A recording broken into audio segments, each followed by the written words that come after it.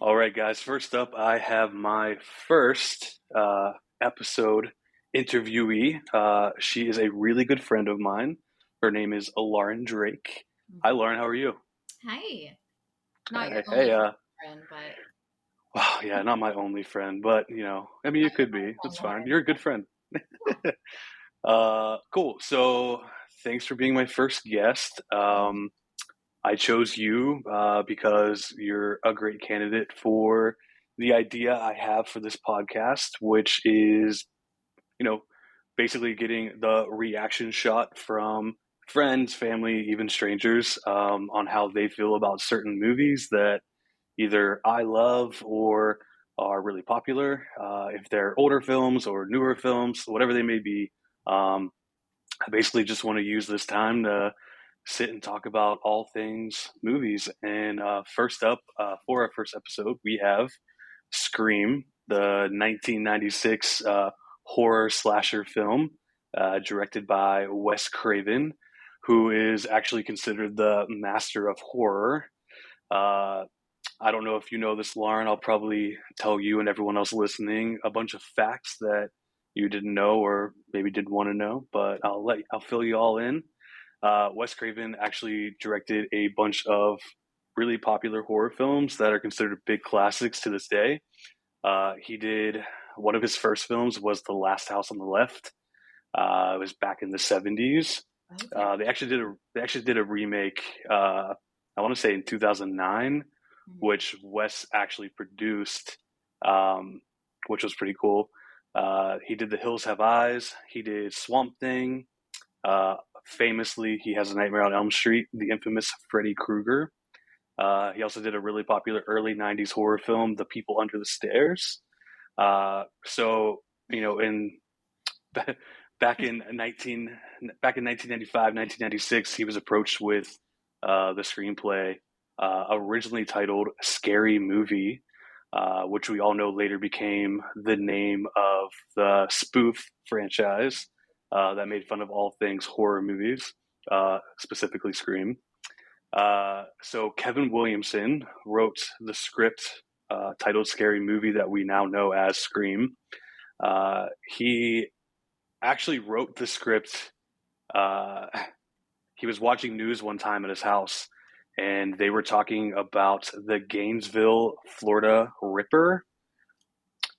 Ooh. Yeah, so Scream is very loosely based on a true story. Oh, I didn't know that. Uh, Kevin, Kevin Williamson was watching TV at his house one night, and he was watching this news anchor talk about the Gainesville, Florida Ripper who was murdering, I believe it was college students Hmm.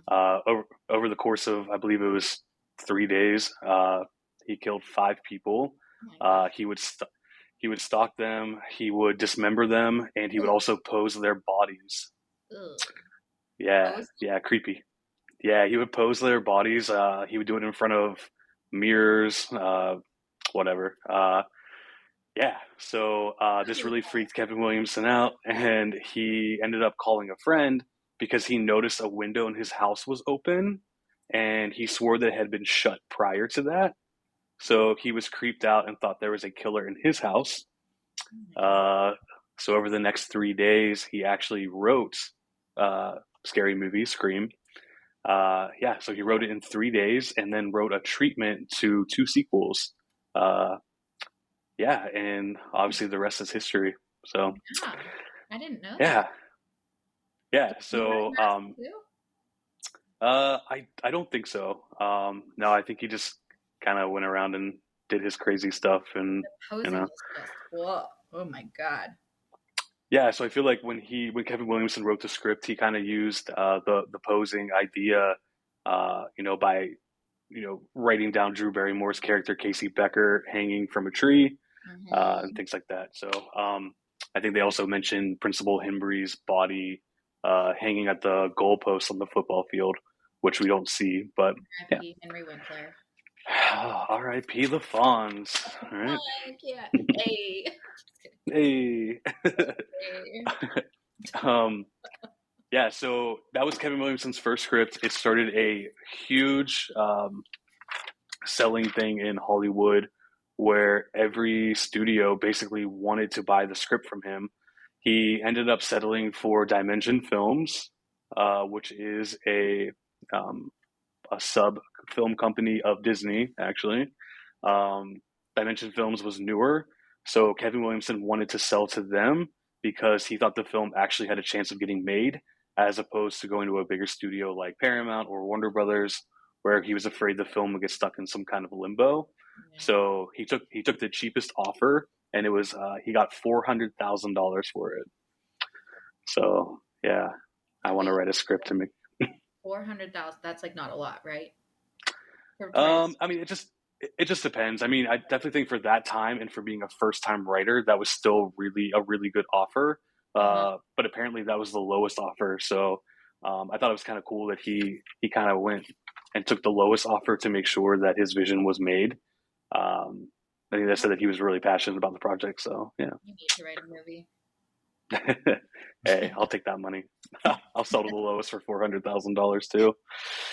Um, All right, Lauren. So I have you here today because you had never seen Scream before, and you also don't like scary movies. Uh-uh. So, oh, so you know, Scream's one of the movies I talk about all the time. All my friends know it. It's probably one of my favorite movies of all time. Hmm. I could talk about it for hours, which is why I'm doing this podcast. And I've always said, "Hey, Lauren, you should watch scary movies," or "Hey, Yeah. Lauren, you should watch Scream." For years. Yes. For years. 4 years. 4 years. Um, and finally, you gave in. What was that? Last year? Yeah, I think it was last year. And I think I asked you like what is like the one that's not going to freak me out the most? Yeah, Or yeah, like yeah, what's yeah. the No, best one to start with? yeah. It's funny because I think I referred to Scream to you as like a gateway Gateway, yeah. horror film. Yeah, so it's kind Mhm. of a. I think Scream. How I kind of sold it to you was, Scream is defined as a horror film, but Mhm. I feel like it kind of covers a lot of different types of genres. There's always, obviously, some comedy in there. There's a lot of references to films that make you feel like you're watching, real life people talking about real life things.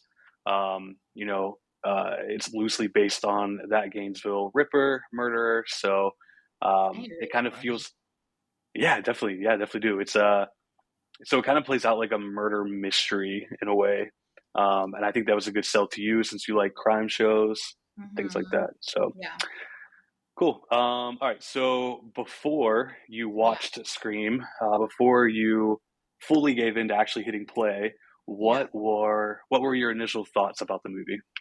Well, I'm going to be honest. I feel like I couldn't tell the difference between Scream and Scary Movie, like in my mind, because I'd never seen them both.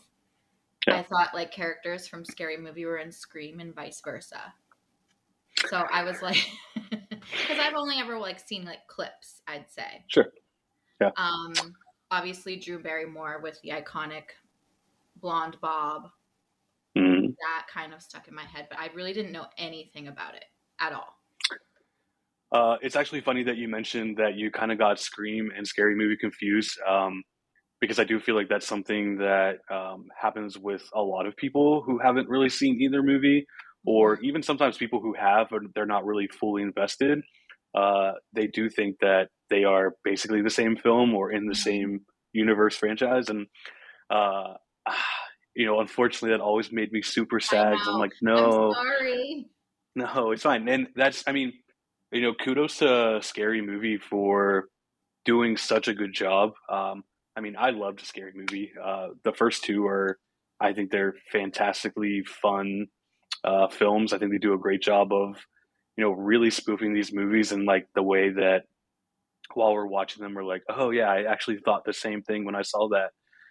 They really play into a lot of aspects. But I think the great thing about Scream is Scream kind of did the same thing that Scary Movie did, but they made it more realistic. Obviously, it didn't rely heavily on the humor. It was just kind of a bunch of movie loving, teenagers that kind of find themselves stuck in a real life movie. So Hmm. yeah, I love that. But yeah, so before you watched it, you kind of thought they were the same movie. You I didn't know, remembered, yeah, actors or, because I know like Anna Faris, I think, is in Scary Movie, right? Yeah, So yep, I didn't. yep. I For some reason I'm like, oh, I'm gonna see Anna Faris. Yeah. You're like, where's I she did at? this You're since almost done with you the up. movie. I know it. Well, hey, well now you can say that you know the difference. Have you watched Scary Movie though? I have not. Mm-mm. Okay. I think that Uh, would be my next thing. yeah, you should. It's like I said, it's actually really creative. I will suggest that you probably watch a lot of movies around that time, from 1995 to 2000 ish. They kind of cover a lot of those movies. Hmm. Um, but I think you'll still get the references a lot because it follows the same storyline as Scream, and then just adds a bunch of other movies into it. So Yeah, I need you to awesome. make the list. Yeah, I'll just have you on every episode. This will end up just being a me and you show. Um, so you remembered Drew Barrymore's character, Casey Yeah. Becker. Did you remember anything else from promos or people talking about it? Like, you didn't know who the killers were when you watched it, right? Oh Or my did God. you? I had no idea. So I was on like a roller coaster the whole time. But watching it the second time, I'm like, oh, I should have caught that. Or, oh, I should have. Absolutely. Yeah, it's I actually loved that because I kind of remembered that you told me you didn't know who the killers were, but I Yeah. wanted to make sure before we talked about it. I I love that. Scream came out in 1996, and after all these years, you still didn't know who the killers were, and I think that's awesome. So I think that you went into the film experiencing it just like people did Hmm. back in 1996. So um, it's When fun, did and you, I have a question for you. When did yeah, you see it? Did you see it when it came out? Or were you young? I was young. Yeah, so Scream came to theaters right before Christmas in 1996. Um, it was in theaters for 8 months. Uh-huh. So I saw when it came to video. So it was probably the summer of '97. So I was 9 years old. Or nine. Yeah. I was nine. Yeah. You know, I kind of remember my parents were upstairs. I was in my basement.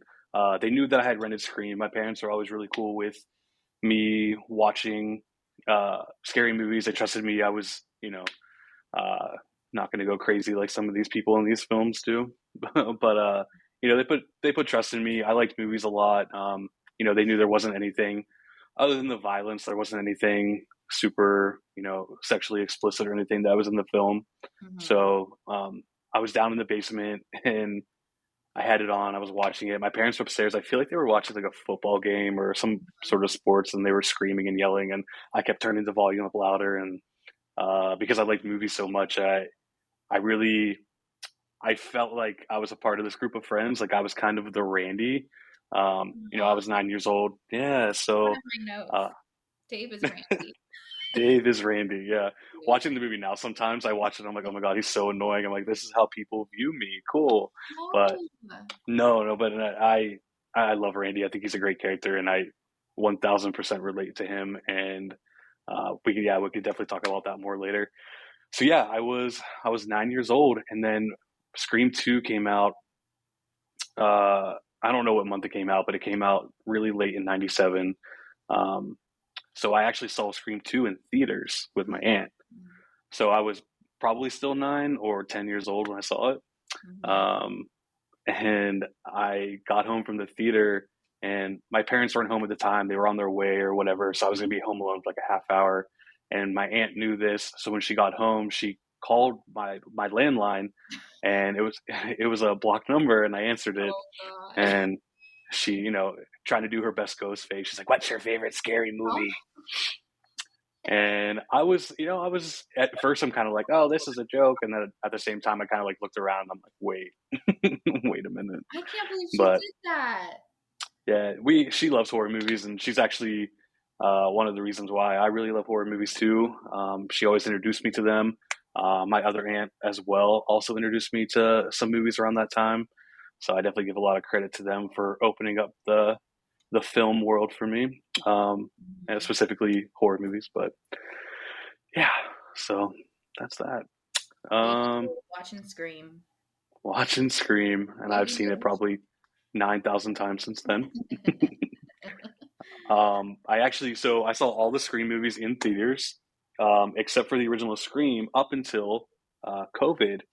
there was actually a theater in Pittsburgh that was playing it for its anniversary. And Zach, my fiance, as you know, he and I went to go see it in theaters, and it was my first time and his first time seeing it on the big screen. So that was really cool. That's awesome. Yeah. Okay, so getting into the film, uh, obviously the movie starts off with Drew Barrymore as Casey Mhm. Becker. She, at the time, the marketing for the film was this new horror film from Wes Craven, who was already established filmmaker, starring Drew Barrymore, who obviously was a very well established actress at the time. So in the trailer, they actually played it off that Drew Barrymore was a main character. Mhm. So when audiences watch this movie, Drew Barrymore actually, spoiler alert, dies within the first 13 minutes of the movie. And this just really set the tone for what the audience was about to watch. This wasn't your regular horror film. Mhm. It kind of took the America's sweetheart and killed her Yeah. right away. I So remember you telling me that, and that's like really smart because I'm like so naive. I'd be like, "Oh, Drew Barrymore's in the whole thing."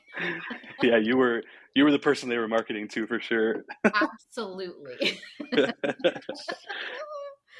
So, what did you think of the opening scene of Scream? It's iconic. Everyone talks about it to this day.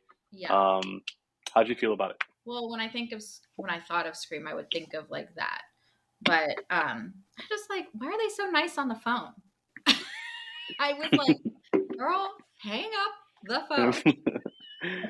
Yeah, she pretty much says, she kind of starts off the conversation a little flirty with the guy on the other line. Yeah, I was like, Um, oh my god, and it didn't even tell that she had a boyfriend, and mhm. well, Yeah, so I thought, that's it. Kind of starts off that way. One thing I actually noticed on a rewatch, because I feel like I notice things every time I rewatch this, but there's no music for the first 3 minutes of the movie. It purely relies on the complete silence of the house, of the outside, really showing you that she is alone in the house. Um, yeah, I thought that was kind of cool. The music doesn't kick in until, he says, because I want to know who I'm looking at. ugh, that line. Oh, Oh my god, I was like, oh god. yeah, Very- the whole sequence, the whole opening sequence, that conversation, like you said, she kind of starts off a little flirty. Whenever he calls back, she's a little annoyed, but still just kind of like, all right, cool, someone fun to chit chat with for a couple of minutes. He then starts to talk about movies when she mentions that she's making popcorn, and she names her favorite horror movie when he asks, and that movie is Halloween. Have you ever Halloween, seen yeah. Halloween? Never seen Halloween, and on a side note, I was very concerned about the Jiffy Pop the entire time. When it caught on fire, I was like, I "Oh my know. god!" Yeah, First of pay all, attention to your popcorn. yeah. And why isn't Jiffy Pop a thing anymore? It should be. So actually, when Scream 5 came out, they actually released limited edition Jiffy Pops with Scream's logo on it. And That's best, cool. you best believe I bought some. I, did you use it, or is it just saved somewhere in like your memorabilia? I should have saved it, but I think we had a bunch of people over to go see the new Scream movie, so we made the Jiffy Pop and took a bunch of pictures. Aw, that's Yeah, cute. nerds. Yeah, I just like the whole time I'm like, why isn't she calling the cops? Um, yeah. Why is she So, continuing to entertain this guy? I don't know. I was like, girl, girl, girl. girl. Ugh. So then he reveals, hey, I want to know who I'm looking at. She kind of stops. She thinks to herself, okay, is this guy for real? Obviously, someone's playing around with me. They're playing a joke. They know I'm home alone. Mhm. Um, and then, the Jiffy Pop starts getting a lot bigger. The phone rings again. And now I think she kind of realizes, like, all right, I'm a little scared. This is This for real. is getting a little bit too real for me. Mhm. He says, I told you not to hang up on me. She asks him to dial somebody else. And then the phone rings again. Mm-hmm. And eventually he, you know, basically says something along the lines of, "I'll gut you like a fish." Understand? Yeah, that was, bleh. And then, ugh. Yeah, that's the big turning point. During the filming of this, Drew Barrymore never met the gentleman who does the voice of Ghostface. Okay. Um, yeah, so his name is Roger Jackson. Mm-hmm. He he was actually on set, but he was hidden. So instead of using a dubbed voiceover, uh, basically instead of having someone in the room saying, "I'll gut you like a fish," understand, and then Yeah. the actress reacts to it. They actually had Roger Jackson off to the side, hidden away, but the actors could actually hear his voice. But Drew Barrymore had no idea what he looked like, so he was actually an ominous character that she was hearing say these things to her. Okay. That's Um, cool. yeah, yeah, and Wes Craven wanted Drew Barrymore to be authentically scared. Mm-hmm. Drew Barrymore is a big animal rights activist, and before they started filming, she told Wes a story about a news article she read about a dog being burnt alive. Oh God. So every time he wanted her to be, uh, you know, genuinely upset or crying, he would, before the take, tell her, remind her about the story, or say things along the lines of like, "I have the lighter in my hand, Drew. I have the lighter in my hand," and it would make her very upset. Yeah. So he expected the most from his people, and that was one Oh, of his tactics.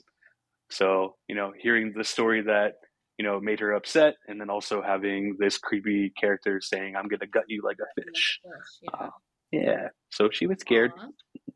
Yeah. Yeah, that's terrifying. I can't believe like he would do that. I know. He's so mean. He's so But, mean. but hey, he got the most from Drew in these. It Yeah. took 5 days. Took 5 days to film this scene. Mm-hmm. So they did it all in one, not all in one take, but they filmed the entire 13 minute sequence together in those 5 days. So Uh, yeah, tell me a little bit more about your reaction to this whole sequence. Um, I yeah. I, I don't know. There's one point where she's like running to a car. Do you know what I'm talking about? And she just Yeah. stops. And I'm like, why did you stop running? So no, I totally know what you mean. So it's actually her parents who are pulling into the driveway. Oh, that's right. Her parents. Hmm. Yes. Mm-hmm. So when the killer finally breaks into the house, and they do a couple of shots of him running through the house, she's doing this really great thing where she's trying to hide. She's being as quiet as possible. She kind of keeps looking over her shoulder through windows, through door cracks, and making sure that the killer is not still after her. Mm-hmm. And then at one point, she looks up through the window, and Ghostface is right there, right in front of her. He smashes the window open and tries to grab her. She ends up hitting him with the phone, which kind of knocks him Mm-hmm. over for a second. He ends up coming outside with her, and he stabs her in the chest. Uh, yeah, he throws her Yeah. to the ground. She ends up kicking him, which causes him to fall backwards. And as he's collecting himself, we see her parents pulling into the driveway, not too far away from her either. And she's, still stunned from falling and being grabbed, and obviously being stabbed as well. Yeah. So she um, she goes to try to scream for her parents. I think she says "mom," Yeah. but I'm assuming because of the stab wound, and just the overall fear and her being knocked over, I feel like she wasn't able to fully collect herself because she was still in shock slash pain, and she wasn't able to get the words out before Ghostface comes back up behind her again, pulls her back, and starts, stabbing her again. I will say, like, the most heartbreaking, the thing that stands out to me the most was her trying to scream for her mom and just saying, Hmm. like, when she couldn't get the words out and, like, cutting back and forth between him, like, stabbing her and then, like, her mom, like, being like, where is she? Like, oh, Hmm. I wasn't expecting that so soon into the movie. Yeah, so here you have one of Hollywood's biggest actresses, you know, literally being stabbed right in front of us on screen, and her, you know, the character's parents are home.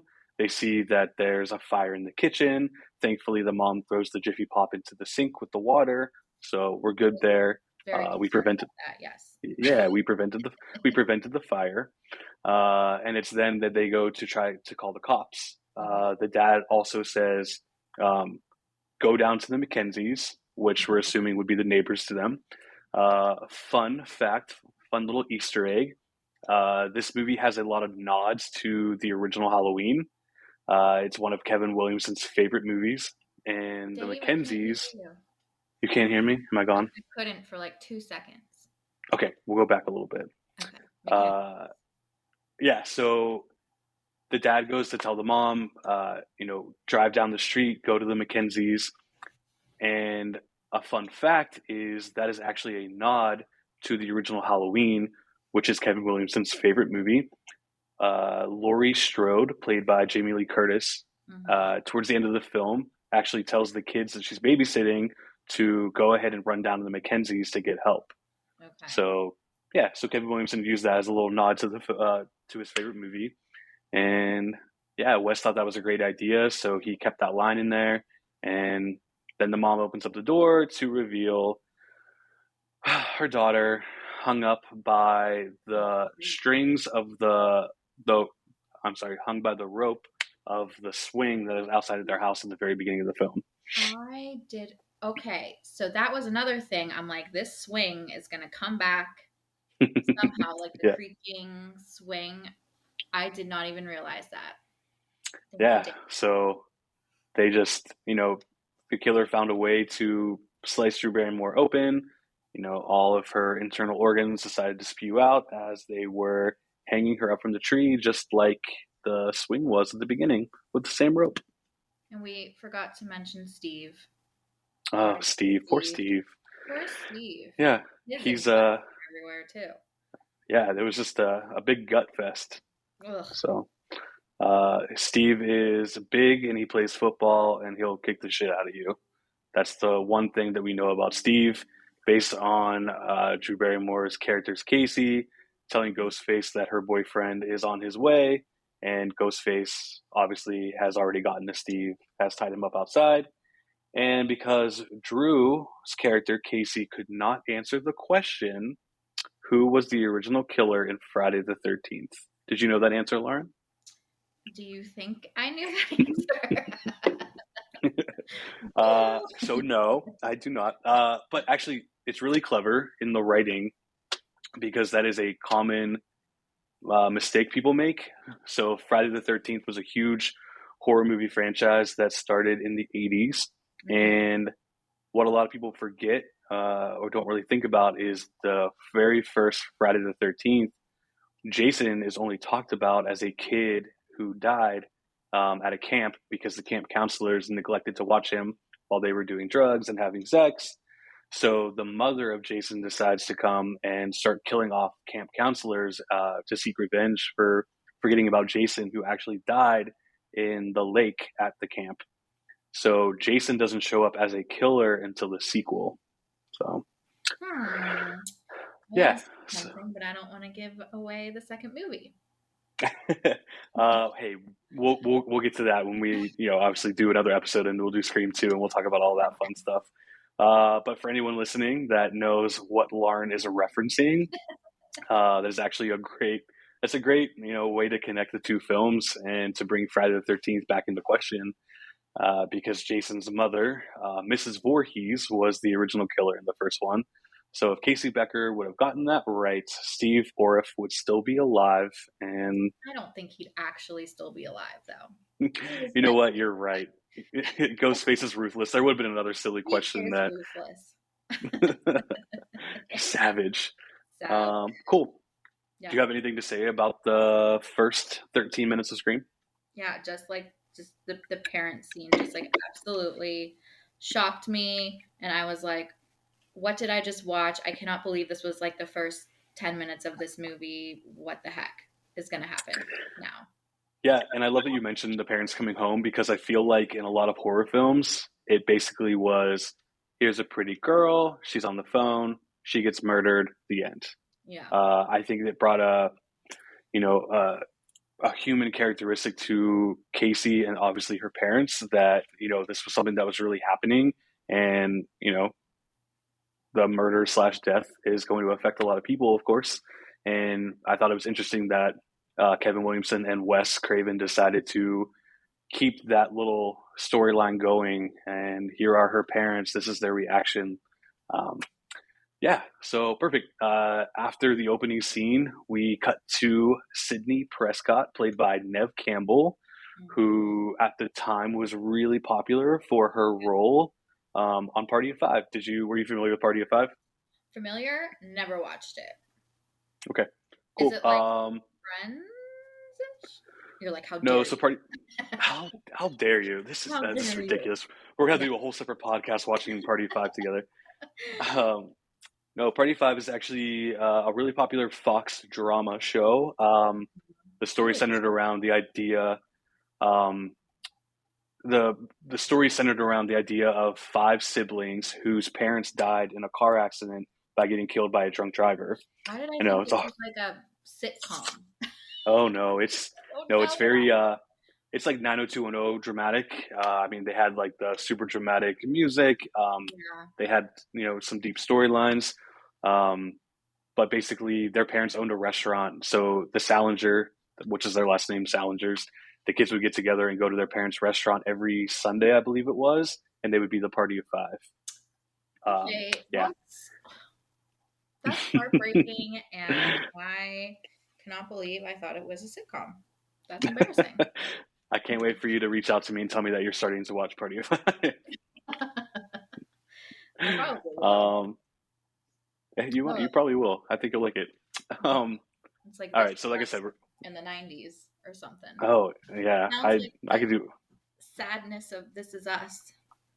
Oh, yeah, it definitely is. It has that same vibe to it. So, Yeah. uh, yeah, so Nev Campbell was really popular from that at the time. They actually had two other people considered for the role of Sydney. They were down to three, Nev Campbell being one of them, Alicia Witt being the other. Hmm. The only thing I'm really familiar with her from, a year later, 2 years later, she was cast as the lead role in a slasher film that's similar to Scream called Urban Legend, which is also a really good, fun slasher whodunit. Yeah. Uh, I've heard of so that. she obviously lost. She obviously lost out to that, and then the number two in running was Brittany Murphy. Brittany. Yeah, yeah. So Brittany Murphy wanted to, after the success of Clueless, Yeah. she started auditioning for a lot of films. She was obviously very sought after at the time, and they really liked her test screening for it.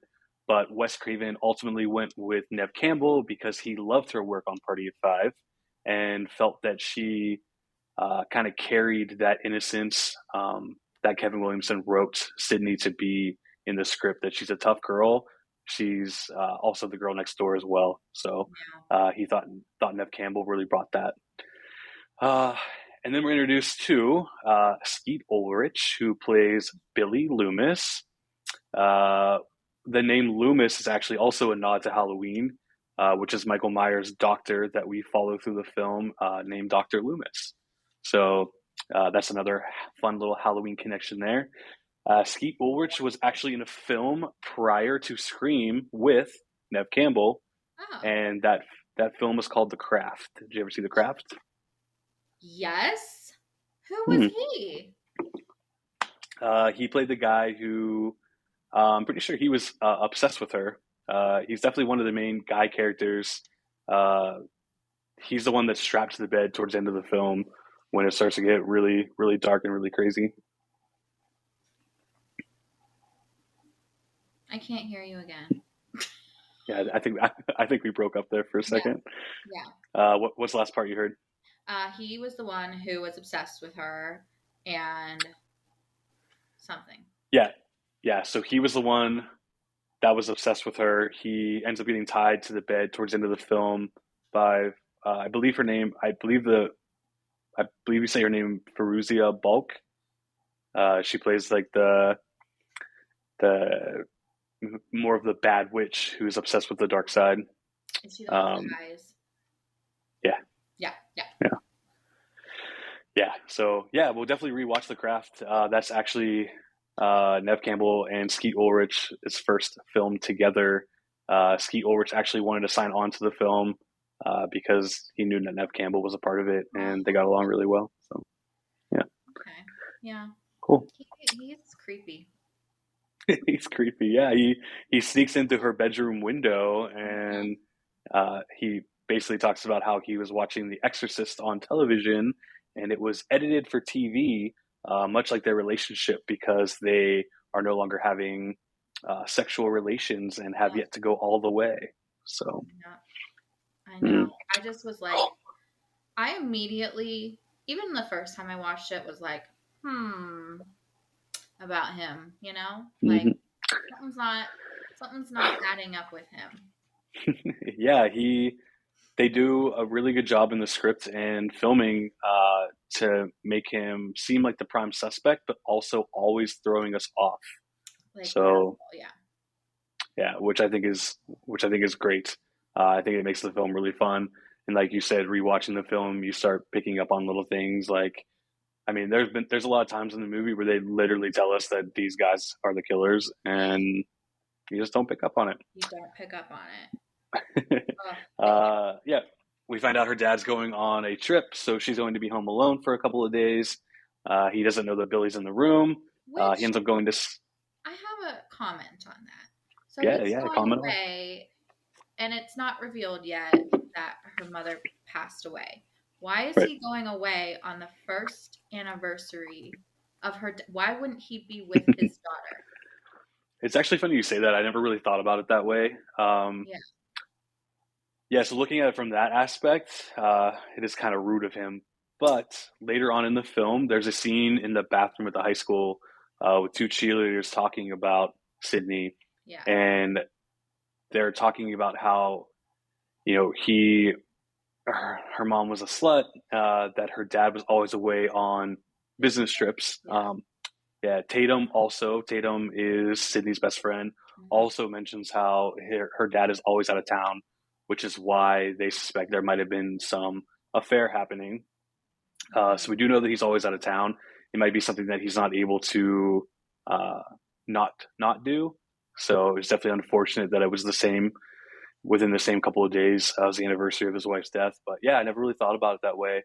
So definitely rude of him, but Yeah, hey. yeah. I think this also sets up the fact that her dad could be a possible suspect as well throughout the film because a couple times throughout they ask, where's Sydney's dad? What's Sydney's dad doing? Oh, he's out of town. And we as the audience are like, is he really out of town? Do you think he's actually doing this? So that adds a little layer there as well. Yeah. I never once thought he was.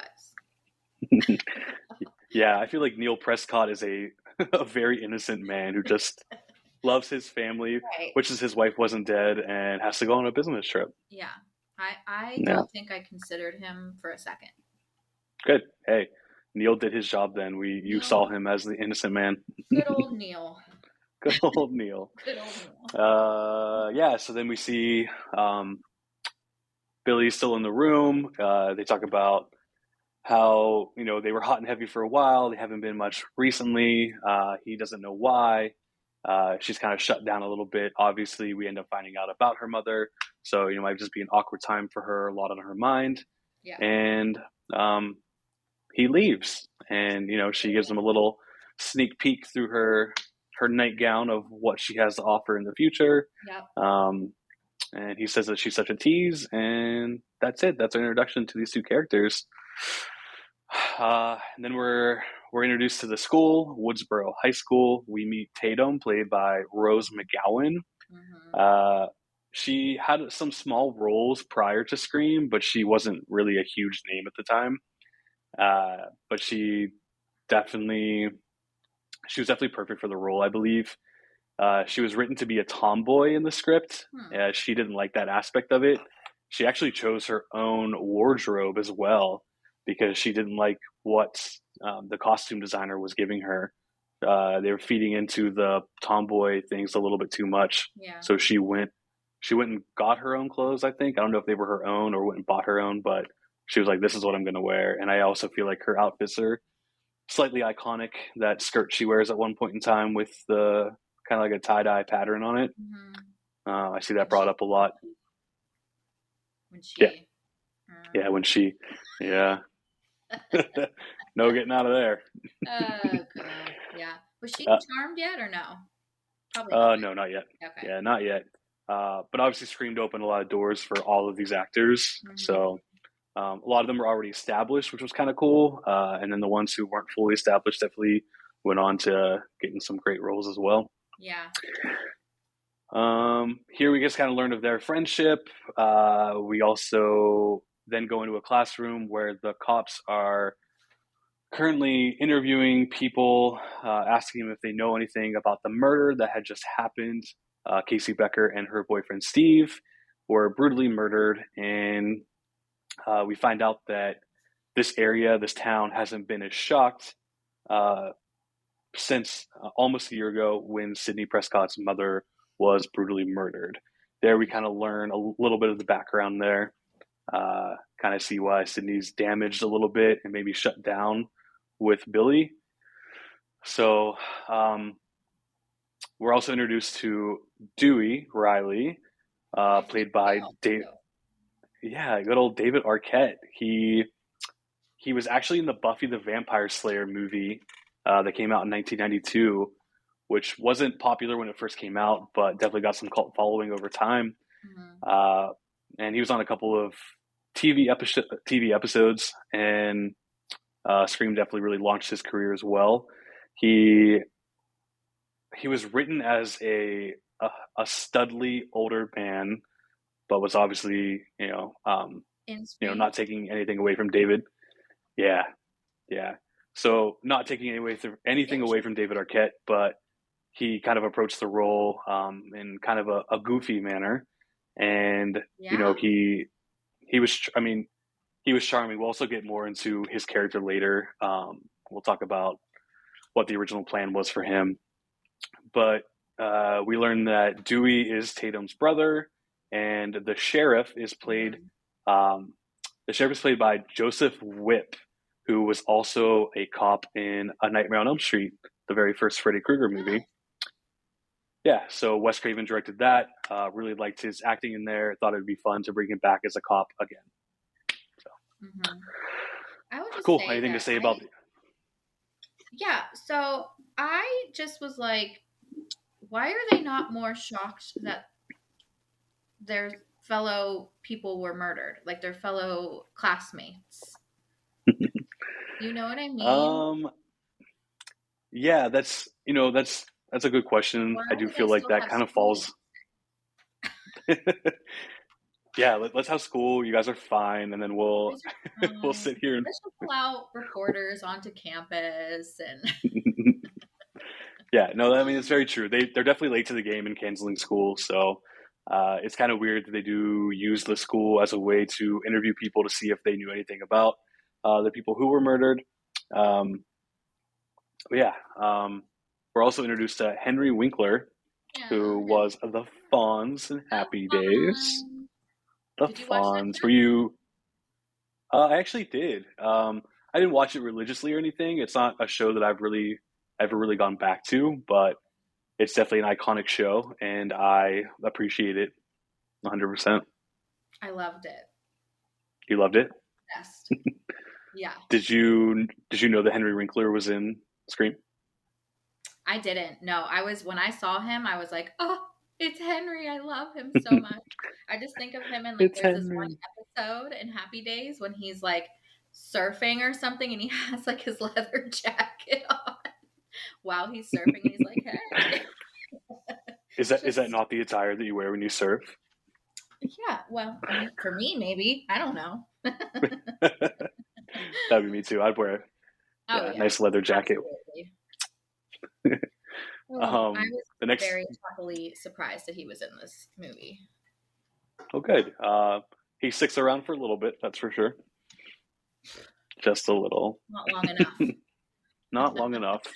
Not long enough. Uh, we then cut to our main group of teenage characters, our main characters. We are at a fountain at the school, which is a nice little fountain, a cool little hangout.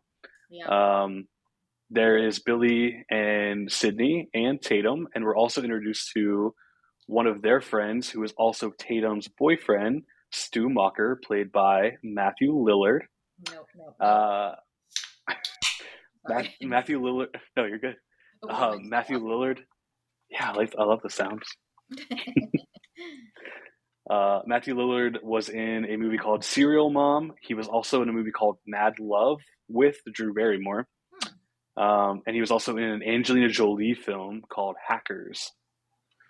So he was moderately established at the time. I read that he kind of got the role of Stu on a fluke. They thought that he brought some silliness to the character, which kind of brought life to what Kevin Williamson originally wrote. Kevin Williamson uh, credits Matthew Lillard for not being so one dimensional, which I think is pretty cool. So Matthew Lillard really took the role, put it in his own hands, and made the character his own.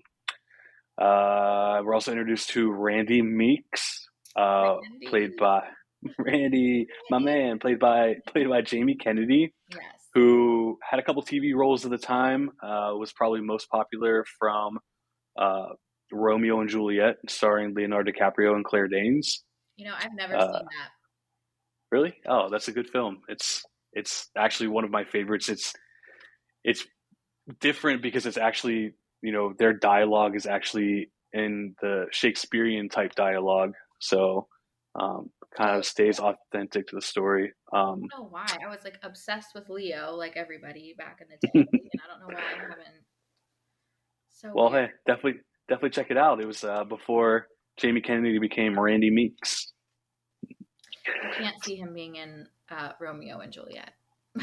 He definitely plays a different type of character, that's for sure. Is he like the comic relief in that? No, he's actually very serious, kind of What? more on like a gangster side. Oh, wow. Interesting. Yeah, Huh. yeah. So here the kids are kind of talking about what just happened. We find out that Stu used to date Casey Becker. He says it was only for like a minute. Um, they talk about how they talk about who possibly could be a killer. They kind of point fingers at one another, more specifically Billy and Stu, kind of like I didn't kill them, and Billy says, "Well, no one said you did." Uh, you know, Again, spoiler alert for the ending of the film. Billy and Stu are actually the killers, so it's funny that they actually had that banter because Billy almost has a look on his face like, "Why are you giving it away?" Yeah. Because he also talks about how Casey was probably killed with the butcher knife. Um, but I really like the scene. I think it establishes all the characters really well, kind of sets the tone for how all of them interact with one another, and definitely sets everyone up with the idea that everyone's a suspect.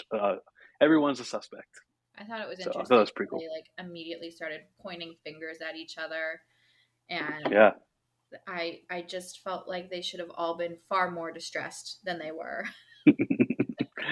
I Far. agree. I agree. Yeah, I feel like you know the world that we live in now as well. I hate saying this, but I do feel like, something really tragic happens in a town and somehow it becomes this big spectacle. It becomes TikTok videos about how, I knew this girl, and, rewatching Scream as many times as I have, I've noticed that it kind of stays current in terms of that because, like you said, school wasn't canceled. There's newscasters everywhere, Yeah. and uh, they're just kind of making this. The newscasters are making it all about. This is the new story that I'm going to be focusing on. The kids are kind of laughing about it. Like I knew her. She sat next to me in English class, but doesn't really affect me. I used to date her, but it wasn't for long. Right. So, but someone lost their lives. And I feel like that goes back to the beginning too with her parents, where, these murders really do affect people. Yeah. So, I just was like, yeah, these kids should be far more distressed. And Stu is the worst of them with it. Stu is definitely the And worst. the sexist asshole. Yeah, that's definitely something that a lot of people have pointed out over time. Yeah. Um, Yeah. uh, anything about any of the characters that we were just introduced to? Um, I always like thought of Jamie Kennedy as annoying, but he's so endearing in this movie. I Mm, When I saw his face, I'm like, oh man, you know, yeah, not him. right. But it ended up being Stu that I was like, ugh, you know. Ugh. Do you He plays do you feel Stu plays good? the asshole very well. Yes, 100%. Yeah, he's that the comedic aspect is it's sarcastic, and like you said, it's borderline definitely just being an asshole, Yeah. which we'll definitely get more into later once the reveal happens and how I think that actually plays well into it. Um, yeah. So I have one more note on it. It yeah, yeah. was, why aren't her friends more supportive of Sydney, especially with what happened to her mom? Like, do you know what I mean? Why aren't they? They're talking about it like it's like joking, laughing, whatever. And here's Sydney, like, holy crap, like this has to hit her hard. And why aren't they being more supportive of her? This is me being like, why No, are you're good. friends more That's what supportive? that's why this is called the reaction shot. I want to know everyone's reaction because that's a good angle to play, a good thing to ask about because yeah, her mom was brutally murdered, Yeah, almost 1 year to the right. time that this is all playing out, Not that long and ago. She's yeah, clearly still grieving. and the thing about Nev Campbell's acting is, if you're watching this scene, she is rather quiet. She is a little bit more reserved. The banter is more between everyone else and not so much her. I do think Nev Campbell plays the role that she's, really thinking about all the stuff that's happening in front of her. I do think from some of the interactions prior, with them bringing Sydney into the office to interview her if she knew Casey, Mhm. they kind of quiet up when they talk about, she's the daughter of. Yeah. Dewey kind of stops them in their tracks. I feel like it's a very sensitive subject, so my thought is they're just trying to not talk about it, and maybe that's why the banter about what's happening at the moment is a little bit more on the silly side because they didn't really know this girl. So why focus on the sad negative aspect of it when we have our friend here who's hurting from the events that happened a year ago? I also feel like Sydney's just on a different maturity level than the other Mm-hmm. ones, and she wants so badly to feel normal. She puts up with these Mm-hmm. other, Yeah. like these other crazy assholes. No, that's Just that's Stu. no, that's no, that's actually a really good way to look at it too. Yeah, she kind of puts up with all this, and she's definitely a lot more mature. I think she was forced to grow up really fast. With her mom being murdered, having to go on trial, go up against the guy that was accused. His name was Cotton Weary. Yeah. Uh, she had all the evidence that she needed and testified against him, and he got locked up. So I feel like that also weighed heavily on her and her character. Um, Yeah, for sure. Yep. And then we see Sydney go home. You can see the outside of her house. It's really big. It's really nice. We all wish that we could live in a cool house like that. I will say the And architecture is phenomenal. oh, 100%. Yeah. When I was a kid, I was like, wow, I want to I live there. know. That's so cool. I know. Um, so here, Sydney talks to Tatum on the phone. They're going to hang out for the night, have a little sleepover, try to get Sydney's mind and Tatum's mind off of all the events that are happening. Tatum's being a nice friend, saying, "I hope Sydney doesn't remember, you know, not remember, but not think about, what did transpire a year ago." So I think that was very nice of Tatum to to mention that she's going to come pick her up and they're going to hang out and have a little girls' night. Yeah. Uh, Here, while Sydney's waiting for her, she's watching television, and all that's on the news is obviously everything about Casey Becker being murdered. We also see uh, the wonderful Gail Weathers. Well, She's a news reporter, and you can just tell that she's all over the story with her big, bright neon green green pantsuit. too. Yeah, um, she really wanted to stand out on She that rocked it camera. though. She rocked She did it. rock it. Yeah.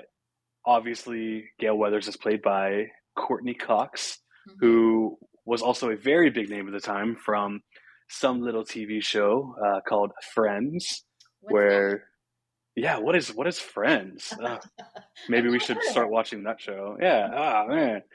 Um, Uh, she on Friends. She plays Monica Geller, who is um, kind of the complete opposite of Gale Weathers. Gale yeah. Weathers is fame hungry. She's a go getter. She's cutthroat. She doesn't care about other people's feelings, and that is actually what attracted Courtney Cox to the role. But oddly enough, was also the one thing that kept the studios from wanting to hire her because of her role in Friends. So Hmm. she really had to sell herself to play that bitchy role, and How obviously she long? got it. Yeah. How long had Friends been on the air at this point? Friends premiered in September of '94, so I think they Okay. were in their second season or just finished season two when she started filming Scream. So Yeah. So she was already yeah, like famous yeah, and oh, yeah, yeah. yeah. Friends was popular in season one, but when season two started, Friends really, really, really took off and became like this phenomenon. So Hmm. this was definitely like a very strong beginning peak time for Courtney Cox. Courtney Cox was also in Ace Ventura: Pet Detective, I've never which seen it. I feel like every for some movie odd, you bring up, I'm like, I've never seen it. I'm gonna make notes and I'm gonna write down all of these movies that we need to have you watch. I was Um, literally only allowed to watch a half hour of TV a day sometimes. So that was my life. well, well, the way I see it, you should have used those half hours to watch a half hour of Scream each time, just to get through to get through that. Yeah. Um, Yeah, so Courtney Cox Gale Weathers, she is on the television that Sydney's watching. She's talking about the current murders that happened, but also is talking about Maureen Prescott. So Yeah. now we really get a backstory to Sydney's mother, who was murdered a year ago, and it's almost the anniversary of her death. She was raped and murdered not far from the town of Woodsboro that they live in.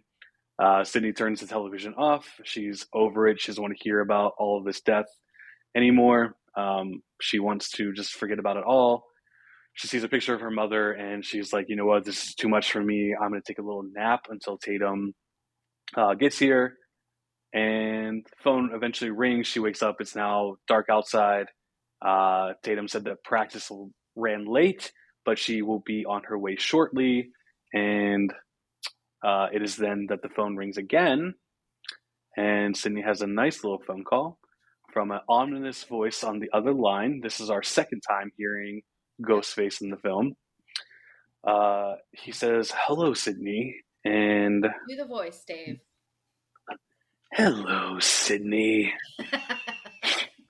It's That so was my good. It's so good. that was my attempt. Roger Jackson, I hope you never listen to this podcast. He'll be like, "Wow, what was that?" So here, the person on the other line, who we as the audience know that this is not a good thing, but Sydney's character thinks that this is actually Randy, Yeah. her friend, who is talking about movies on the other line. She's like, "You basically just gave yourself away," um, which I thought was kind of cool. So he says, with all this stuff happening, kind of sounds like a horror movie or something. She's like, "Oh, Randy, you're so silly. You just gave yourself away. How dare you do that?" And then he goes on to say do you like scary movies, Sydney? Um, she says something along the lines of like, I think what you're doing with your voice is sexy, Randy. Yeah. So it's kind of like that playful banter that we didn't really get from her at the fountain scene. We're now getting over while she's talking on the phone. So we know that somewhere in there, Sydney is that goofy, fun, loving best friend, and not so shut down. Um, we Sydney then basically says like I don't watch scary movies. I think they're all the same. Um, she says they're some stupid killer stalking some big breasted girl who can't act, who's always running up the stairs when she should be running out the front door. It's Hmm. insulting. So that right there is like a commentary that uh, kind of tells the audience like, okay, this character knows exactly what we feel when we watch horror movies, so we're expecting a lot of the stuff to kind of play out the same exact way. Hmm. Um, he then reveals on the phone that he is not Randy and that he's standing outside her door. Uh, she then asks, "Who are you?" He says, "The question isn't who am I. The question is where am I?" That He then says your true. he then says your front porch. How would you respond to that, Lauren? I would fucking like shit myself. Excellent, excellent. So Oh you would my be the god. person who, so you would hang up the phone. You'd be like, "I'm not doing with this." The end. Um, I as soon as I know it's not someone I know on the phone, I'm like, click. Click. Why do they Yep. stay on the phone with him for so long? Yeah. Well, I think at this point she's kind of like, okay, maybe this isn't Randy, but maybe it still is. And what I love about this scene is she feeds into it. Instead of Drew Barrymore kind of shutting down and being like, "Oh man, there's somebody outside." The character of Sydney is basically like, "I'm going to call your bluff, Which I and I'm like. going to go out on the porch." Yeah. Yeah, I think Kevin Williamson introduced a final girl that was a little bit different than what we were used to or what we normally see with, at least at this time, women on screen, especially in horror films. Uh, Kevin Williamson kind of wrote her as a very intellectual person who didn't really back down from a fight. I mean, she accused her mother's murder. She went to trial. She's still living her day to day. She's trying not to let it affect her too much, and she's not going to put up with the bullshit. Yeah. And this phone call is kind of like, all right, something bad just happened. I don't believe that this is a part of it. So I'm definitely going to call your bluff because a lot of people are feeding into this. Again, kind of like current times in the world of TikTok and everything, people kind of make fun of these things and make them, trending. And she's not going to give into that. She hates it, and she jokingly puts her finger in her nose and she says, "Well, what am I doing right now?" What am I doing now? And yeah, what am I doing now? Of course, there's no reaction. She's like, "Nice try, Randy. Just hurry up, okay?" Why do they think it's And Randy? Randy's a gem and a jewel and the best little. He's never. He would never. Why do they think it's Randy? Ugh. so when after you watched Scream and I called you on a block number, did you think it was me? Wait, when Do you you remember called that? me? Yeah, Yeah. Yeah. Did you think it was me? that freaked me out. Wait, and Yeah. did you So call Zach too? yeah. Uh huh. hmm Did he know it was you? Yeah. Yeah. He's like, "You stop." Oh, like whatever. Oh yeah. And then I texted you, I think, and I was like, "Holy shit, Dave! You'll never guess what just happened to me." Yeah, and I was actually at work where you and I both worked together, and I was like, "What do you mean? Like I'm here? I don't know what you're talking about." And um, so I think we can look at it as she was thinking, okay, in the same type of scenario, you were like, "Okay, this is Dave," where she's like, "All right, well, this is Randy. Like, shut up, hang up, leave me Yeah, alone. This is silly." But trying then to he lash says, "If out. you, yeah, absolutely," and then he says, If you hang up on me, you'll die just like your mother. So that the score gets real dramatic, and we as an audience are like, okay, now Sydney knows that this is real. This is not Randy, and this guy is not going to hold back on what he says, what he does, whatever. Um, her reaction to that, she's upset that it was said, but also just kind of like, wow, I can't believe this is being said. So he then says, "Do you want to die tonight, Sydney? Your mother sure didn't." Ugh. Uh, and that's when she pauses for a second, and watching the film back, uh, she's shocked, she's saddened that it's said, but it's almost like she becomes empowered that she's going to take control of the situation. She then says, "Fuck you, you cretin." Uh, What's a cretin. cretin? What a. What's a cretin? I mean, have you ever heard that word before? I have, but I don't know what it means. I mean, I guess same. I feel like when I was younger, I don't know if it came from Scream or what, but I feel like all of our friends would be like, "Ah, you're such a cretin," and it would just be like you're, I don't know, like a mean person or a messed up person or whatever. I don't know. Uh, I guess I've never really looked into it, but I love that that's a part of the dialogue. Hmm. Like, you cretin. Um, that's the one thing I love about this film, and also all of Kevin Williamson's scripts. He has such a way of writing that he does talk. The dialogue is a lot like how teenagers talk at the time, or how they want to talk. Where like Dawson's Creek, which Kevin Williamson also created, that came out a couple years later. The characters on there use a lot of big words, and a lot of people at the time were like, "Why are these teenagers using such big words?" And it was just kind of like they were striving to be something better. So their vocabulary was just really good, but the way they carried the dialogue was just very reminiscent of what teenagers were like at the time. So I think it's funny that cretin is actually a word that's used. And to this day, we're all just kind of like, well, I don't know what that is, but I love that it's there. I feel like 90s insults were crazy. Yeah. Yep, you cretin.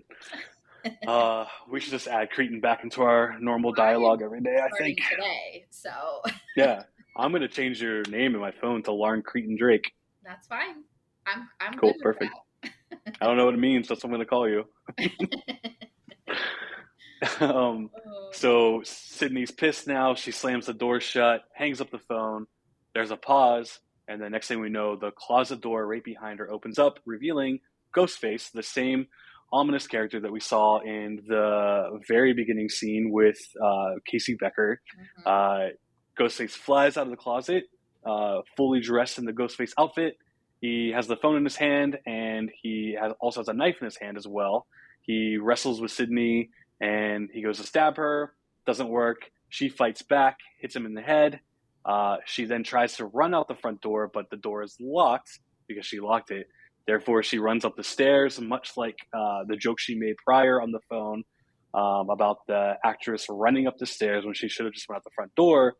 But as we don't think about when we're watching films, that sometimes the scenarios are the door is locked, and sometimes removing yourself from that situation as quickly as possible means you're going to do the thing that we might not agree with as a viewer.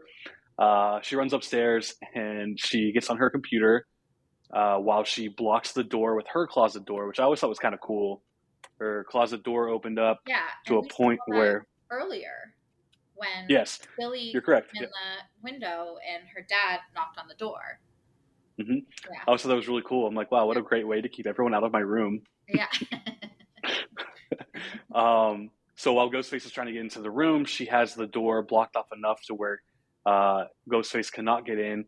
She uses her computer and uses an app on her computer. I don't even know if you want to call it an app. I guess it would just be I was software. gonna say, were apps invented back then? uh, well, okay, yeah, I guess we'll call it the software. The Um, software, that's a very 90s term.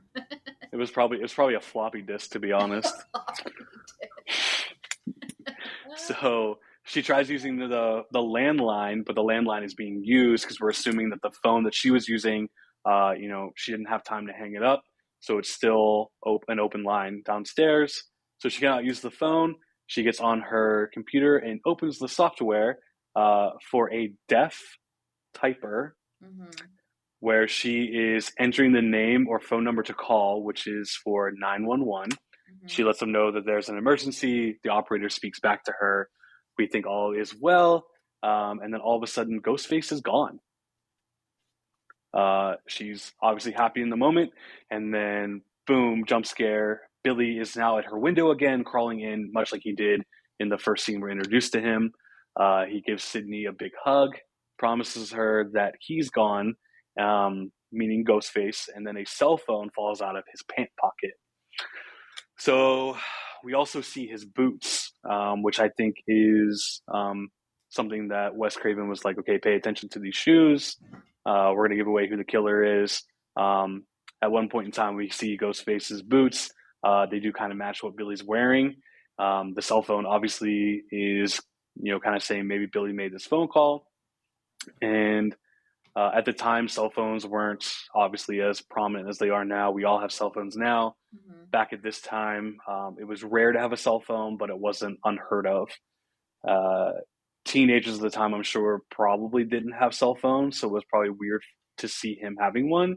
Yeah. He promises that his dad let him have it. So at this point in time, were you like, wow, there's the killer, Billy Loomis? Yeah.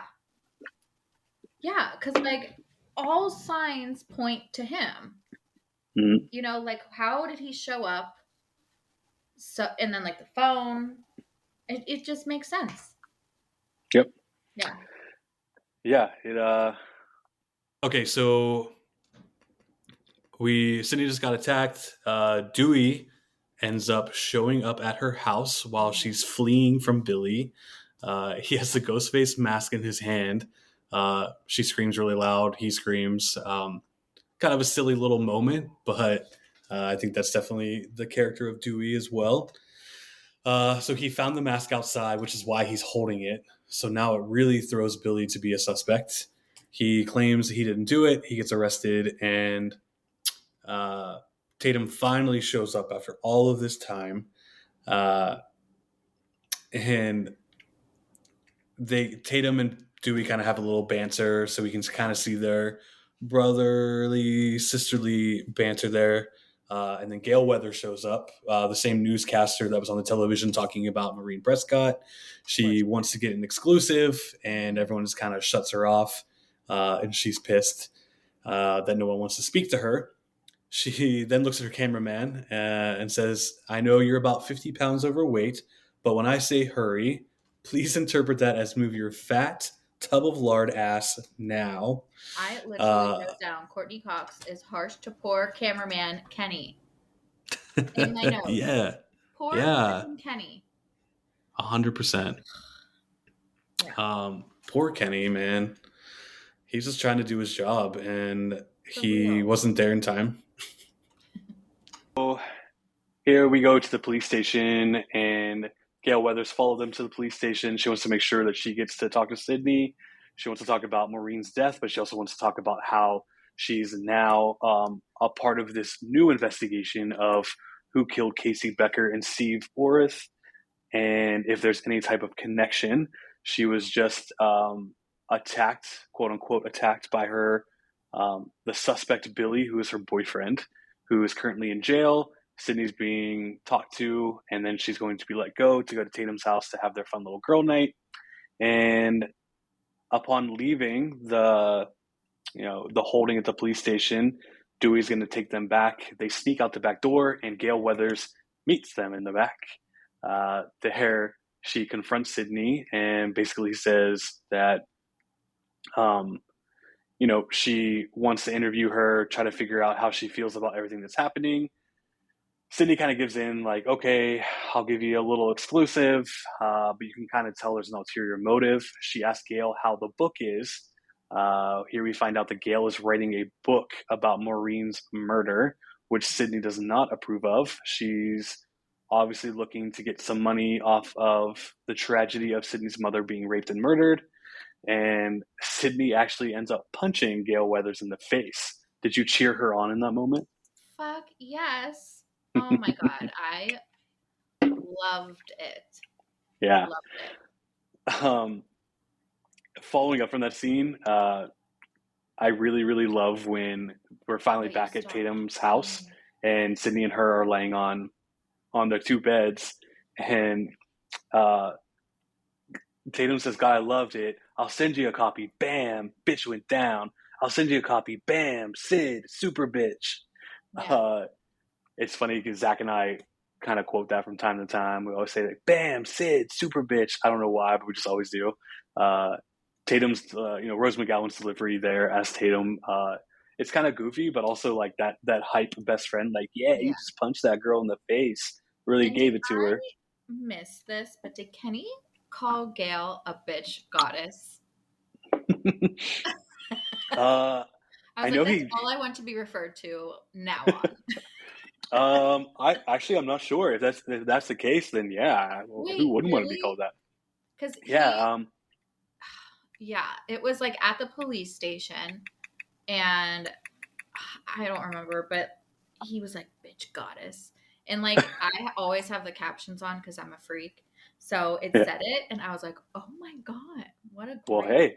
way to describe someone. And that's how I want to be described from now on. So I should rename this episode to featuring Lauren Drake, the bitch goddess. Yes, Okay, perfect. I'll get right 100%. on that.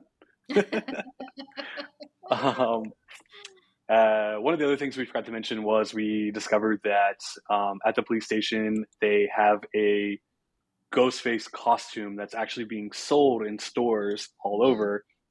Which I don't know if you or anyone else knows this, but the Ghostface costume came out in the early '90s. It was originally called Father Death, I believe, and it's as of now, I think. Don't 100% quote me on it, but I'm pretty sure to this day it's the best-selling Halloween costume of all time. So, I lost you. are you there? Yeah, but I missed everything you just said. Very cool. About Uh, the costume. yeah, so the Ghostface costume is actually originally it came out in the early '90s. It was originally called Father Death, Mm-hmm. and to this day is considered to be one of the best-selling Halloween costumes of all time.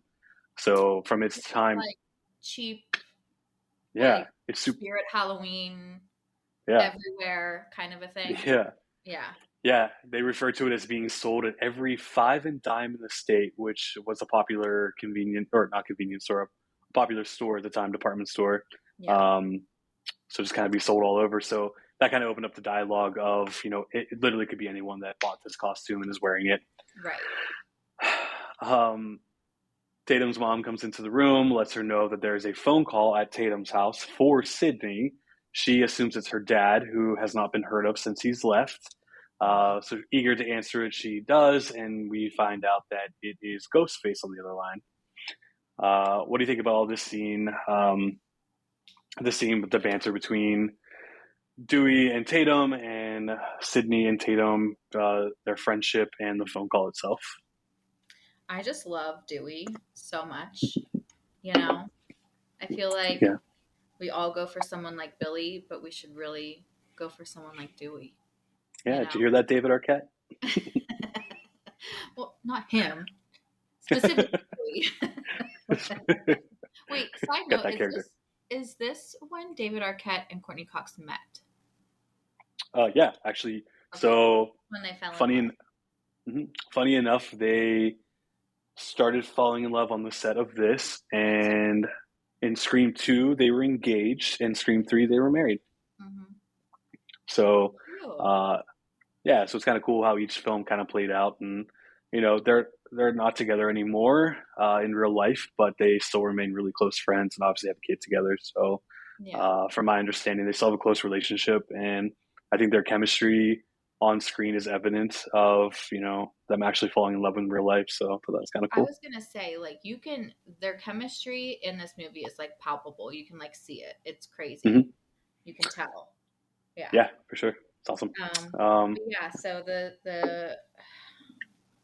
So the phone call is like kind of suspect Yep. a little bit because Billy is in the police station.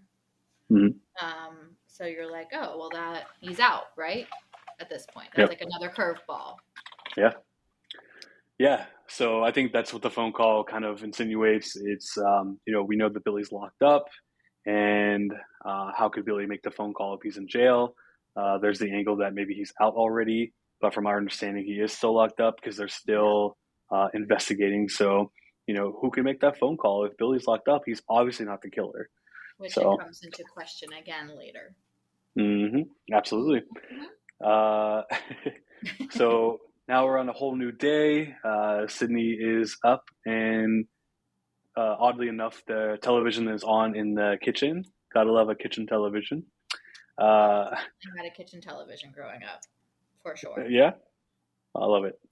Um, well, on the television is, again, more news surrounding everything that's happening. It just so happens to be focusing at the time when Sydney's in the room on her mother's accused rapist and murderer, Cotton Weary, who we know that Sydney put away. Dewey quickly turns the television off, like, we're not going to deal with this right now. I don't want Sydney to be subjected to this with everything going on. They finally get to school. Dewey takes them to school. So, we always see jokes about people arriving to school with their mom and being embarrassed. Like, Mom, don't drop me off in front of the school. And here they are rolling up in a police car and getting out. So, super cool right there. But immediately getting out of the car, they are greeted with a bunch of newscasters wanting to, get the inside scoop on what's going on. The first newscaster, when Sydney opens up the door and gets out, is actually a cameo from Linda Blair. Do you know who Linda Blair is? No. Who's Linda Blair? So Linda Blair is actually the actress that plays Reagan in The Exorcist. Like the possessed child. The possessed child. Yep, that is her. Really, I need to rewind because she has such a distinctive face. I feel, and I didn't catch that. Yeah, it's very quick. Like I said, as soon as Sydney gets out of the car, a news reporter pops up. She was like, "People want a right to know." She puts a microphone in her face. It's definitely very quick. I mean, okay. If you pause it just right, I'm using that as a line from the script when Tatum talks about Tom Cruise. If you pause it just right, you can see Linda Blair's face, and it's clearly her when you pause it. But it is a very quick scene. But I thought it was kind of cool, just kind of throw a horror icon in there, especially because The Exorcist is referenced earlier in the film when Billy said that he was watching it. Yeah. Ironically, that is the one horror movie I did watch when I was a teenager. The one. Wow. And that's probably what stopped me. The Exorcist ruined it for you. I also remember watching The Ring in the theater with my friends and not sleeping for a week. So yeah, I feel like you were getting into the demonic horror films. Right. I think the slasher films are more for you. The slasher are far more I don't know, the demonic ones just have this psychological aspect that I'm like, oh, well, this could be true and this could happen. I don't know. And they mess with you in your mind. But these ones, I'm like, okay, you're just like, meh, meh, Yeah. The sound the knife makes. That's it. That's the knife. Yeah. So then Sydney and Tatum are walking into school. Tatum is actually wearing a belly shirt. It's a jersey. It's the number 10. Yeah. Crop top, the proper word. Yes, she's wearing a crop top. It's a jersey and it has the number 10 on it. Are you familiar with this reference at all? No. Well, for you and for anyone listening, I feel like some people do know this, but it's a nod to Wes Craven's A Nightmare on Elm Street. Johnny Depp, who had his first starring role ever, was in A Nightmare on Elm Street. And Johnny Depp is actually wearing a crop top, and it's a jersey, and it has a number 10 on it. And that's actually what he's wearing when he, spoiler alert, dies. So Johnny Depp was in Friday the 13th? Nightmare on Elm Street. Nightmare on Elm Street. Friday the 13th is older. Actually, A Nightmare on Elm Street is older. There's just Johnny Depp was in it? Yeah, it was actually his very first role ever. Hmm. Even before like growing pains. Yep. Yep. Shut up. Yeah, he, God. yeah, he got to look it up. And I bet if you go to Google and you type in uh, Johnny Depp, A Nightmare on Elm Street, and Tatum, Scream, they'll show you a side by side Side by comparison. They're side. wearing, yeah, so they're wearing the same type of jersey. Tatum's is a different color and a little bit more feminine, of course. Johnny Depp's is still a crop top, and but it's a little bit more masculine in terms of like the color and the scheme. It looks like an actual like So he would have jersey. been like what, like 10? I think he was a teenager, so Oh, okay. I don't know his exact age, but yeah, it was his first role. Wes Craven loved him, thought he was a very charming guy. Um, and actually, Wes Craven said that Skeet Ulrich brought the same type of charm during his audition for Billy that Johnny Depp did. I can So see it. yeah, Wait, pretty Johnny cool. Depp wasn't in Growing Pains. I'm thinking of Leonardo DiCaprio. No DiCaprio, yeah, that's fine.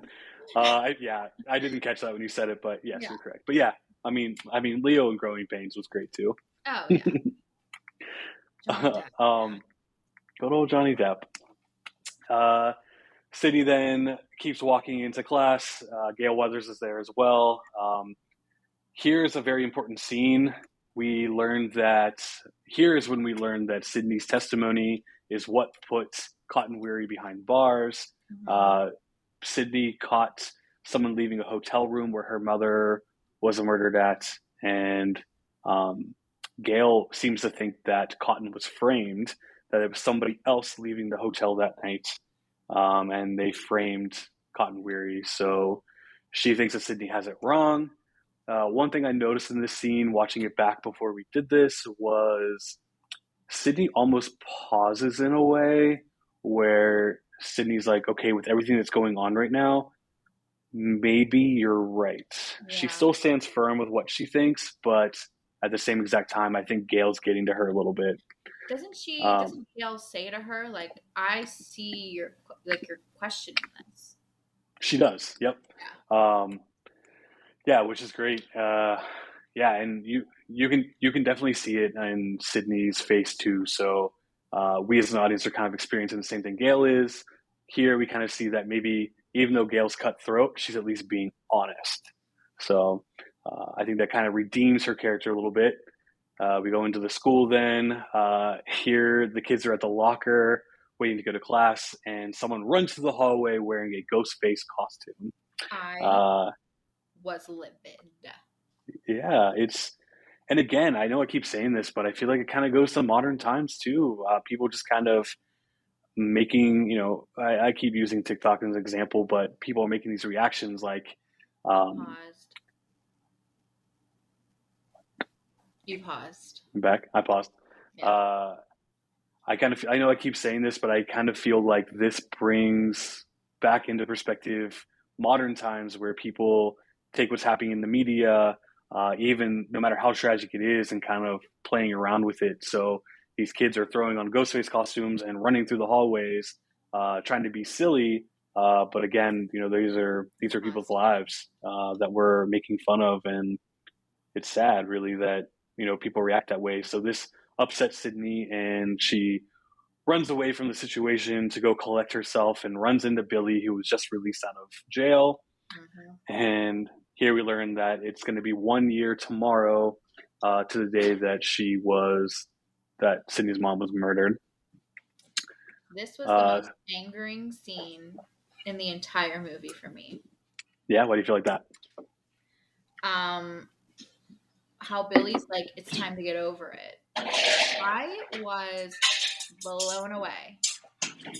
Yeah, Like this kid, I like him questioning that she could be still grieving just a year after her mom died. Like, who do you think you are? right. Yeah, This is the most upsetting scene for me. And to me, it's like he lacks empathy. So that like convinced me.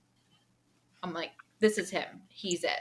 yeah, that's a good call. He, yeah, definitely lacks sympathy for the situation. He, tries to play it off that, the phone call that happened wasn't him. He kind of puts his hand up in the air, and he has, dark markings from his hands being dramatically on the jail cell bars. So yeah, uh, so yeah, very insensitive of him. Not a great boyfriend, regardless if he's a killer or not. Like, what a jerk girl, get rid of him. Yeah. Uh, she runs to the bathroom, and in the Oh, bathroom, she's kind of collecting herself a little bit. yeah. Um, it then cuts quickly to Principal Hembry, who, the Fonz. He has two students in his office who he's yelling at. He has a ghost face mask in his hand that he's cutting up. So here we realize, okay, the person who ran through the hallway was definitely a kid just being an asshole. It obviously wasn't the actual ghost face killer. We cut back to Sydney in the bathroom. There are two cheerleaders in the bathroom talking about Sydney's bubble butt boyfriend, Billy. What does that mean? Um, Is that a good thing? a bubble butt? I mean, I think, yeah, I mean, maybe at the time it's just kind of like not the best I'm like, does compliment, that but are they I feel talking like about how nowadays cute he is, people or like like that. what are they saying?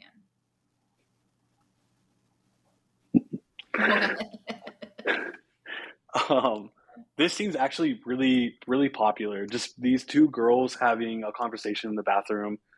They're random. They're not main characters by any means, but their characters' dialogue do kind of open up a little bit about um, who Sydney's mom possibly was. The cheerleader's basically like, "What if Sydney's mom did it? What if Sydney freaked out and uh, killed Casey Becker and killed Steve because she lost it. She had a crush on Steve. There was a jealous rage, much like her mom. Uh, and the girls are just not being very nice. The one girl says maybe she's a slut just like her mother. Ugh. Uh, yeah, so these girls are not talking very nicely about Sydney or Maureen Prescott.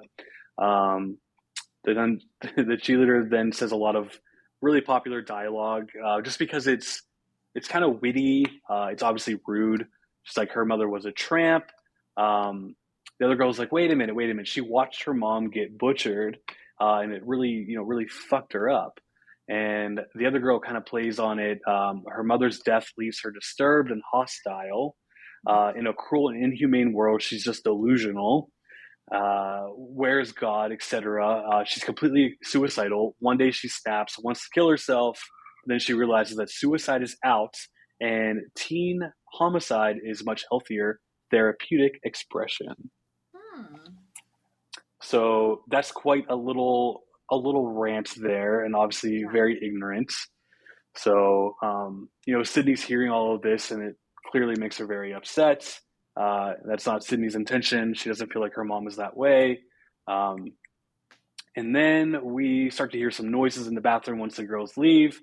Sydney's ready to peace out. She hears something whisper, or someone whisper, Sydney. Uh, You at cut first, out she's kind of like, okay, am I Sorry. back? No, Yeah. you're good. Right, okay. So Sydney finally leaves the stall once the girls peace out. She's looking like she's digging in her purse to, put some makeup on or something. And she then hears a noise that sounds like someone whispering her name. She kind of looks around. She looks underneath the stalls. Nobody's in there. Next thing we know, as an audience, we see some boots come down. She then notices this as well, and then a costume kind of fall the over the boots, and we now know that somebody's in the stall putting on the infamous Ghostface costume as the door unlocks, and Ghostface, or the person pretending to be Ghostface, attacks her. She runs out of the bathroom. What did you think of that scene as a whole? Um, they made such like a point of the boots. I'm like, this has, Mm-hmm. because I didn't catch the boots thing before. Gotcha. Billy's boots, I did not catch it before. Mm-hmm. But they make such a point of it, and then you'll see like 5 minutes later they have like another boot thing. So they're all like, I don't know. Do you know what I'm saying? Oh With yeah, the yeah. police They officer. definitely. Yeah, no, very good. Yeah, he's like on when he throws out a cigarette or something, or the ice cream cone falls. A little bit later, you see the police officer's boots. Yeah. Yeah. Yeah, I think it's So pretty cool they focus on that. yeah, but I just in this scene I was like, I forgot about it, and it's a terrifying scene. It's scary, you So know. yeah, there's actually a debate online.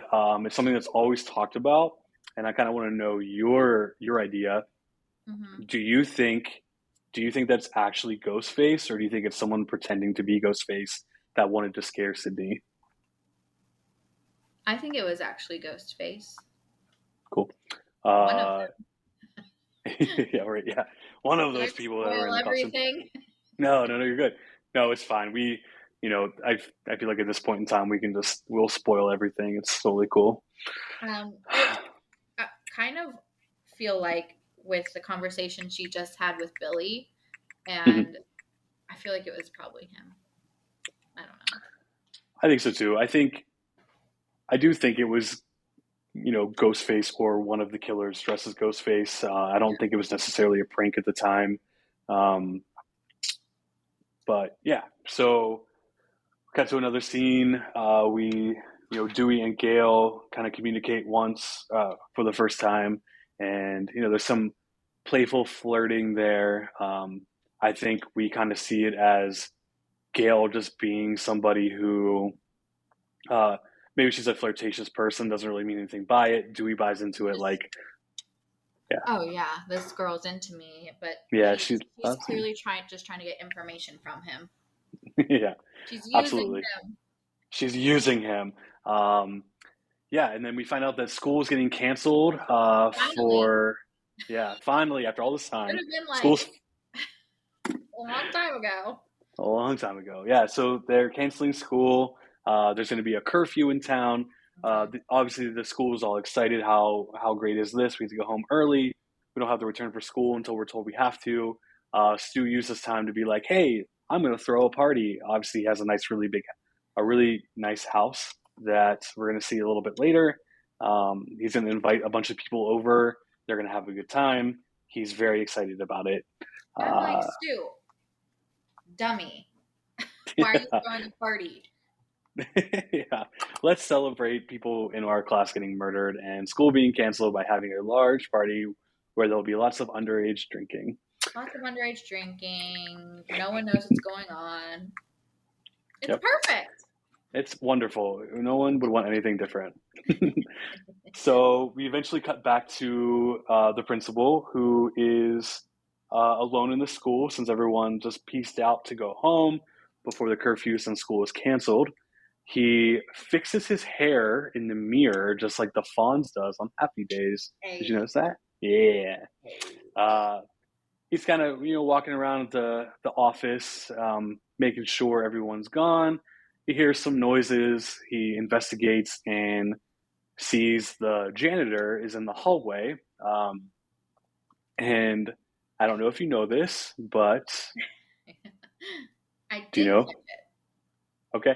So that is Wes Craven, the director of the film. Well, I didn't know that. Okay, perfect. Well, yeah, there's a couple layers here.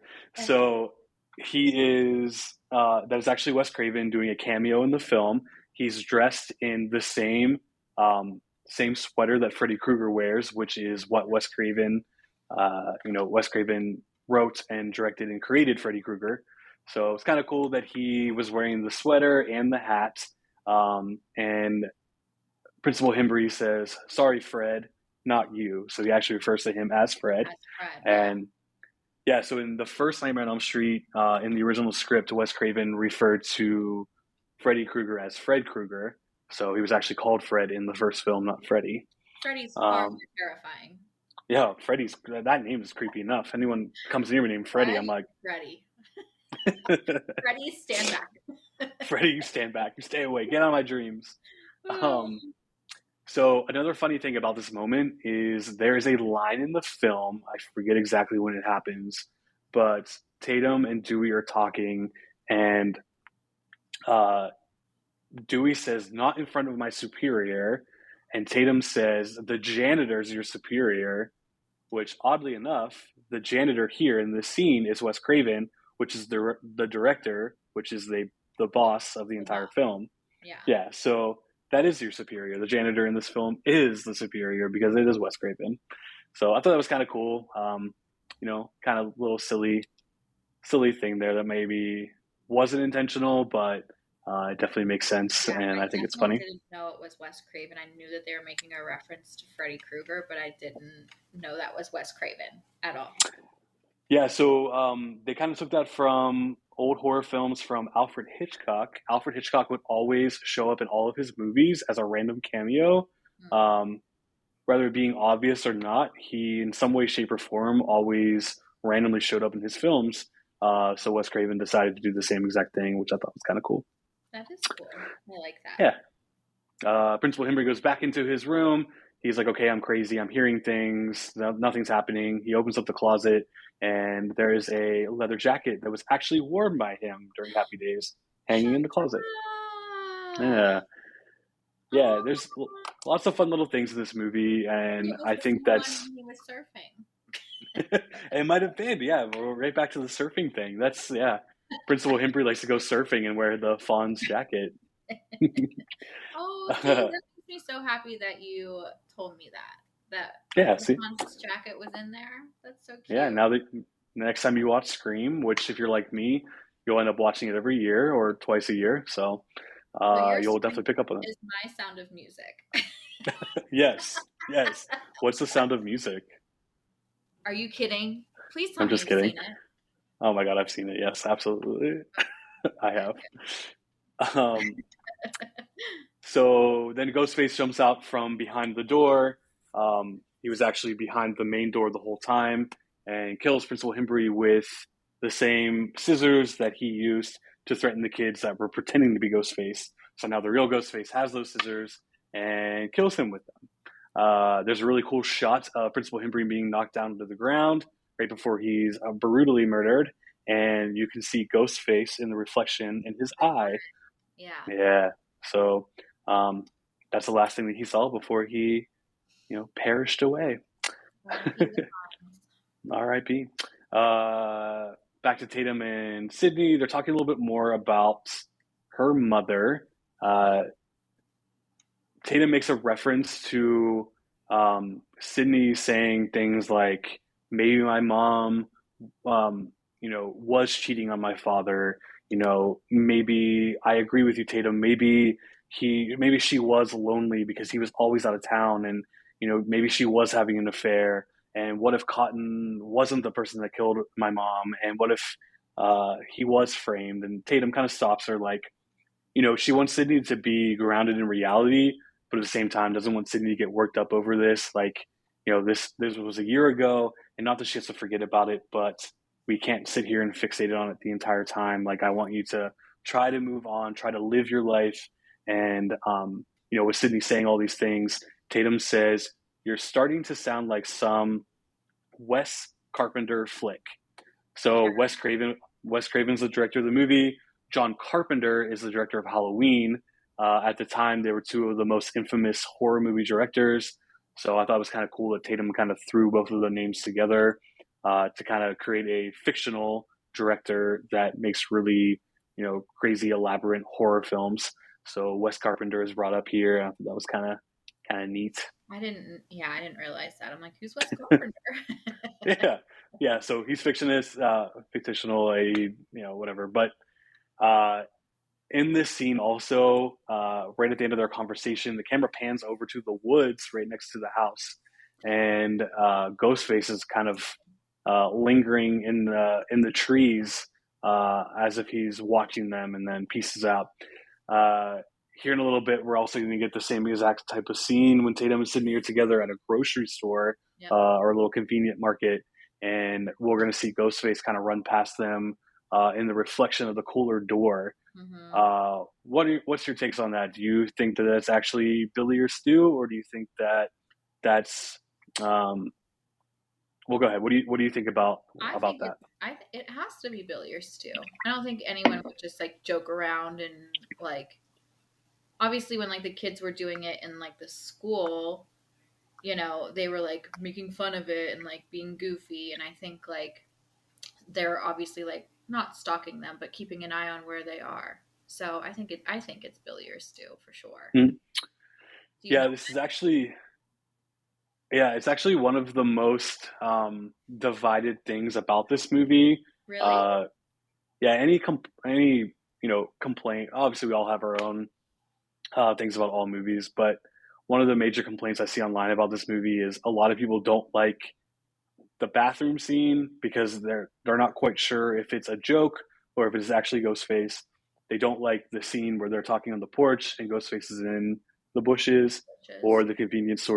the convenience store scene where Ghostface is seen in the reflection because um, they think it's too obvious. Or like at this point in time, no one would be running around in a Ghostface costume in broad daylight, doing that, even if it's a prank or not. Police could question that, could be an issue, and no one would be dumb enough to do that. So it's definitely a debate online. People kind of come up with their own theories. I've seen people talk about how it's not actually happening, but as for us as an audience, it's kind of letting us know that Ghostface is definitely out there. So maybe he's not actually in the bushes, but we as an audience see it as we need to know that he is around. Yeah. So To me, it um, just added to the suspense a little bit. You know? yeah, I mean, I don't think it's out of question that someone could be wearing that costume at the time, because like they've made note of that a lot of people can have that costume, and even if it was Billy or Stu in the bushes or in the bathroom or in the convenience store, I think even if they were to be caught and questioned by authority, just be like, oh, I'm just messing around, like, sorry, man, no big deal. Hmm. Um, because we don't really know the whole story behind the costume, or it being a part of all these scenes. Yeah. Yeah. So then we cut to a video store scene where we see more scenes with Billy and Stu together, as well as Randy. When Mhm. I was a kid, I loved this scene. Just all the movie references that are in here, which I won't get into all of them. But um, Randy says something along the lines of seeing Billy standing in the horror movie section. Not a good look. Uh, Not a good look. He says to Stu, if you were the prime suspect of these murders, would you be standing in the slasher section? Like that's not cool. He kind of gives us a hint to horror movies having a formula and feeling like they're living in a real horror movie with these events happening. He says if you watched Prom Night, you'd save time. There's a formula to it, a very simple formula that everyone's a suspect. Prom Night was a Jamie Lee Curtis horror film. It was a slasher movie. I believe it was the early '80s. If I'm wrong, I'm sorry, but uh, it was kind of like a whodunit slasher film as well. And kind of looking back on it now, it definitely follows a formula. You meet the characters, one person dies, you care about them, that person dies, and then you reveal who the killer is. It's the person who you thought it was the whole time. They have some motive at the end. So he's kind of giving commentary on the actual thing we're watching unfold in front of us as an audience with Scream. And then Billy and Stu kind of confront Randy and kind of tease him, like, what if it is me? What if I am the killer? Or what if it's you? What if your movie freaked mind, went crazy and whatever?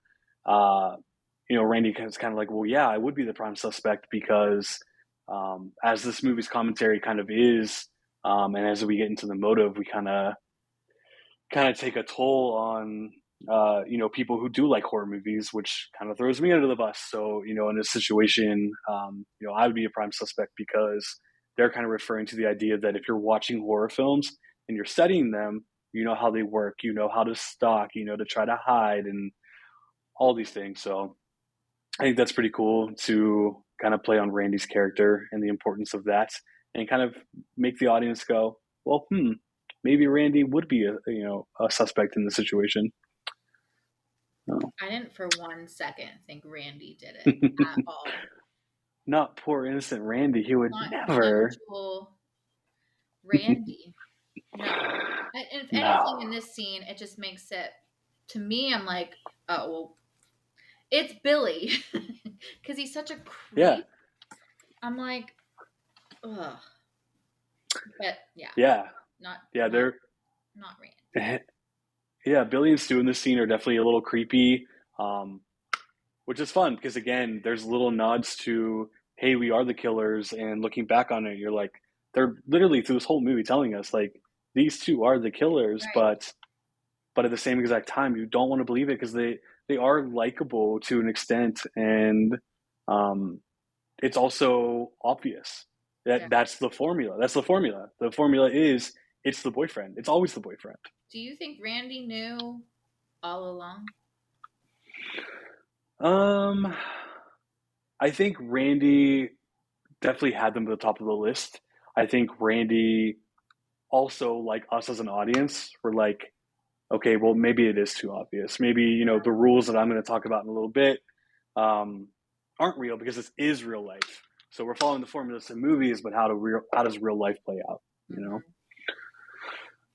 Mm-hmm. know? Yeah. Okay. So basically, now we're at Stu's house. He's throwing a big party. Um, the rest of the movie was shot in 21 days.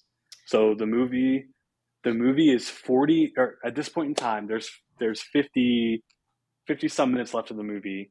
42 minutes of it takes place at Stu's house at this party, Yeah. and it took 21 days to film. And apparently, they were like very long shoots. The cast was tired, but they also became really close. They would hang out in between takes. It was really cold. Some would fall Um, in love, perhaps. yeah, some were falling in love. Yes. Um, I guess at the end of filming for this sequence, at the end of the 21 days, the cast made a bunch of shirts that said "I survived." I survived the scene. I think it was like scene 118 or something like that.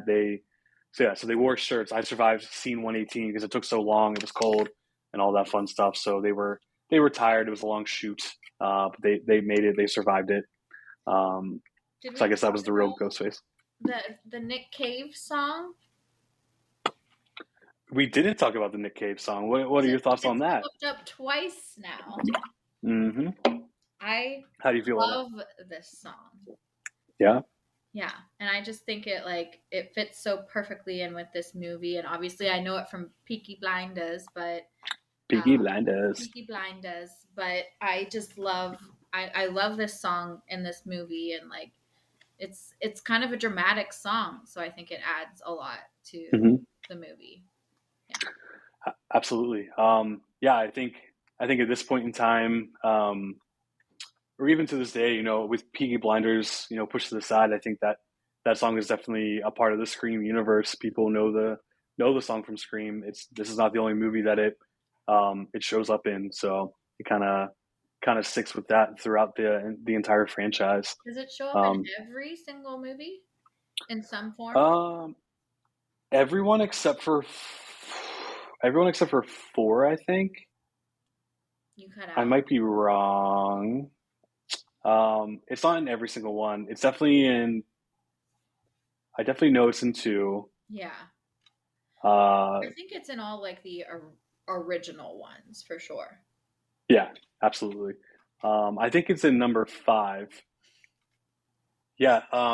So it's actually funny that you mentioned the song. So all the way back to the beginning in the first scene with Sydney and Billy in Sydney's room, there's a song in the background playing called "Don't Fear the Reaper," Hmm. which I think is funny because Billy is the Reaper. Uh, yeah, so I thought that was kind of a cool song choice there. It's acoustic. It kind of goes well with the scene and the conversation they're having. Hmm. But lyrically, "Don't Fear the Reaper," um, kind of setting a kind of tongue in cheek thing, setting us up that Billy is the Reaper and Yeah, we shouldn't fear him. we should though. Um, we should. We absolutely should. Once you throw that ghost face mask on, mortified. Yeah. Yeah. So now we're at Stu's house. Everyone's there. Sydney and Tatum arrive to the party. They're ready to have a good time. We also see that Gail has arrived as well.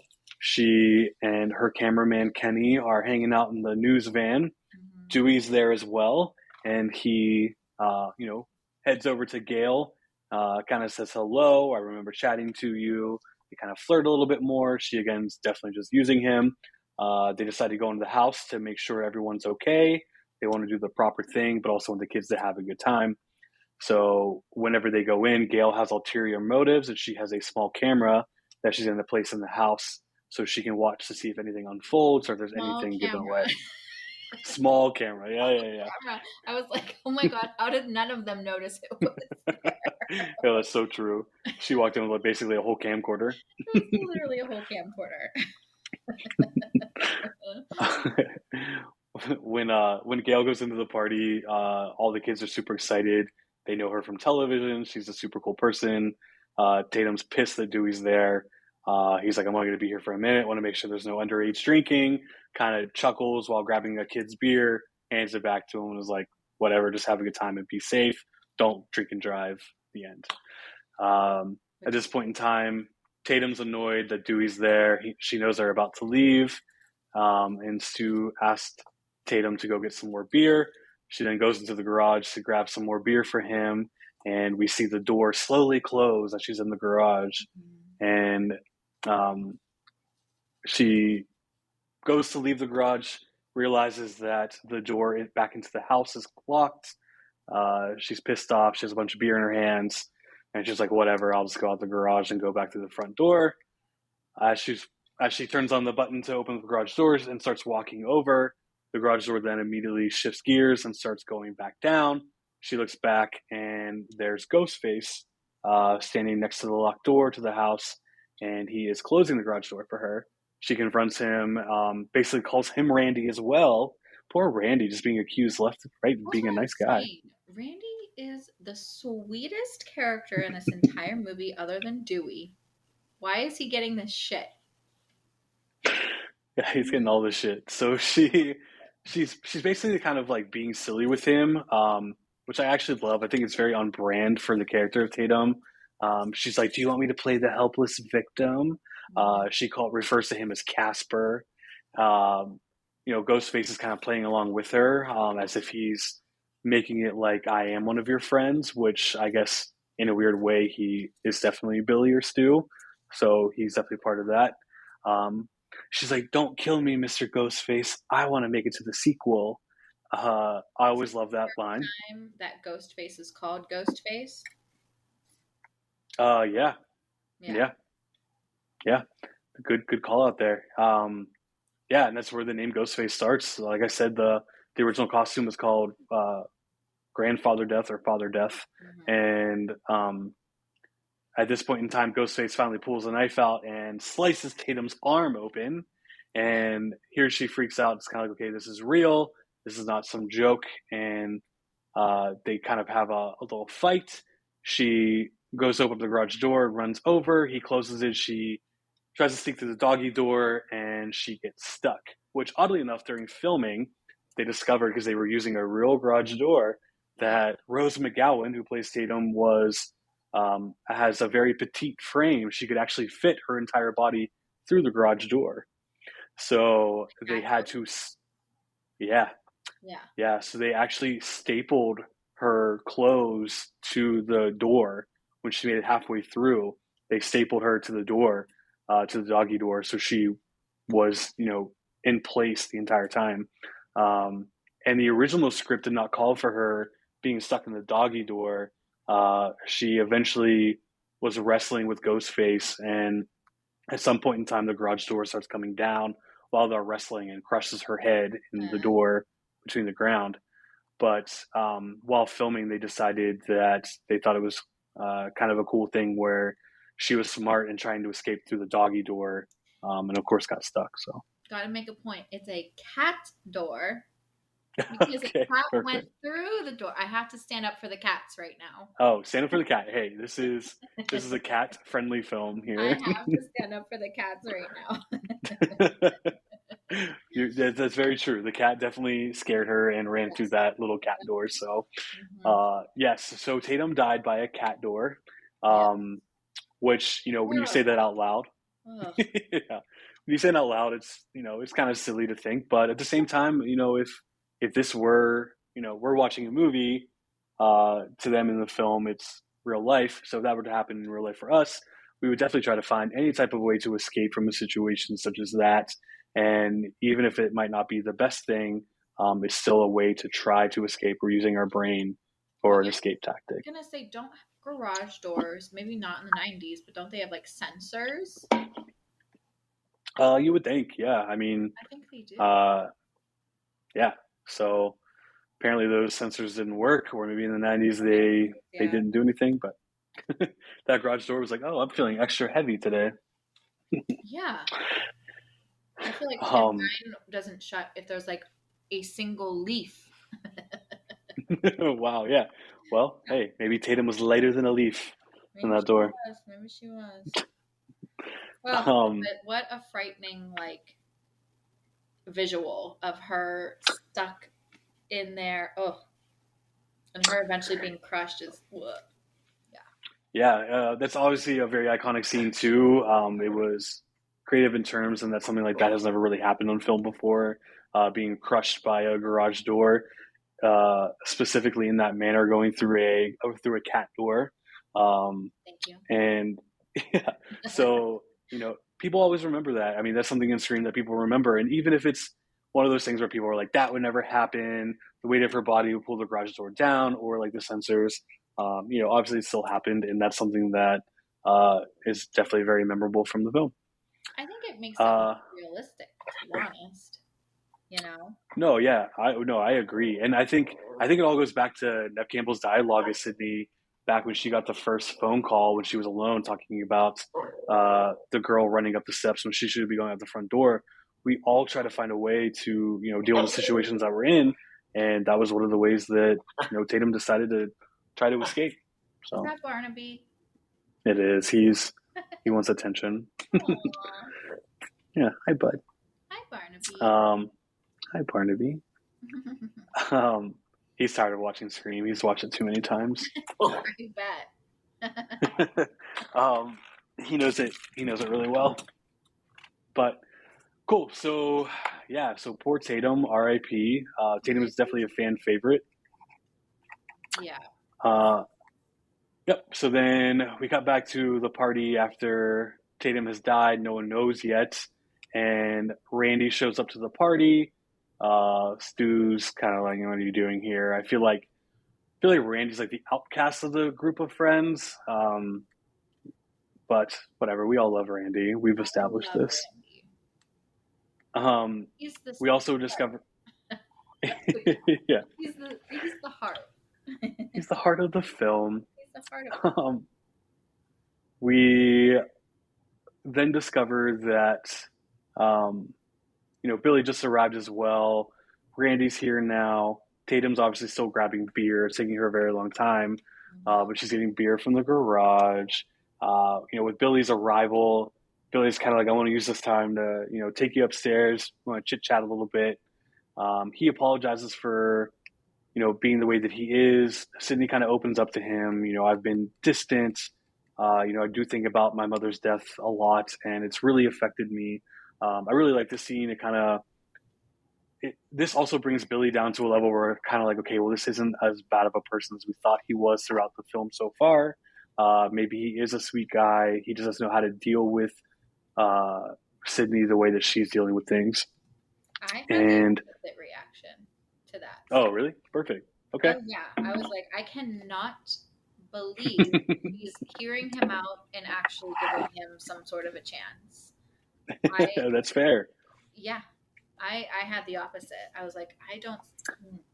This makes him worse. Well, no, that's good too. I mean, I love that reaction as well. I mean, I guess you're right. We as an audience can be like, Sydney, don't fall for this. Like, why are you giving into him saying this after all the things that he's done so far? Yeah. Regardless of the killer aspect of everything, just the way he's kind of handled the situation, and like you mentioned in the hallway to high school, just kind of brushing off her mom's death is, my mom's have been out of town. Well, whatever, Right. you're fine. Yeah. You'll deal with it. Yep.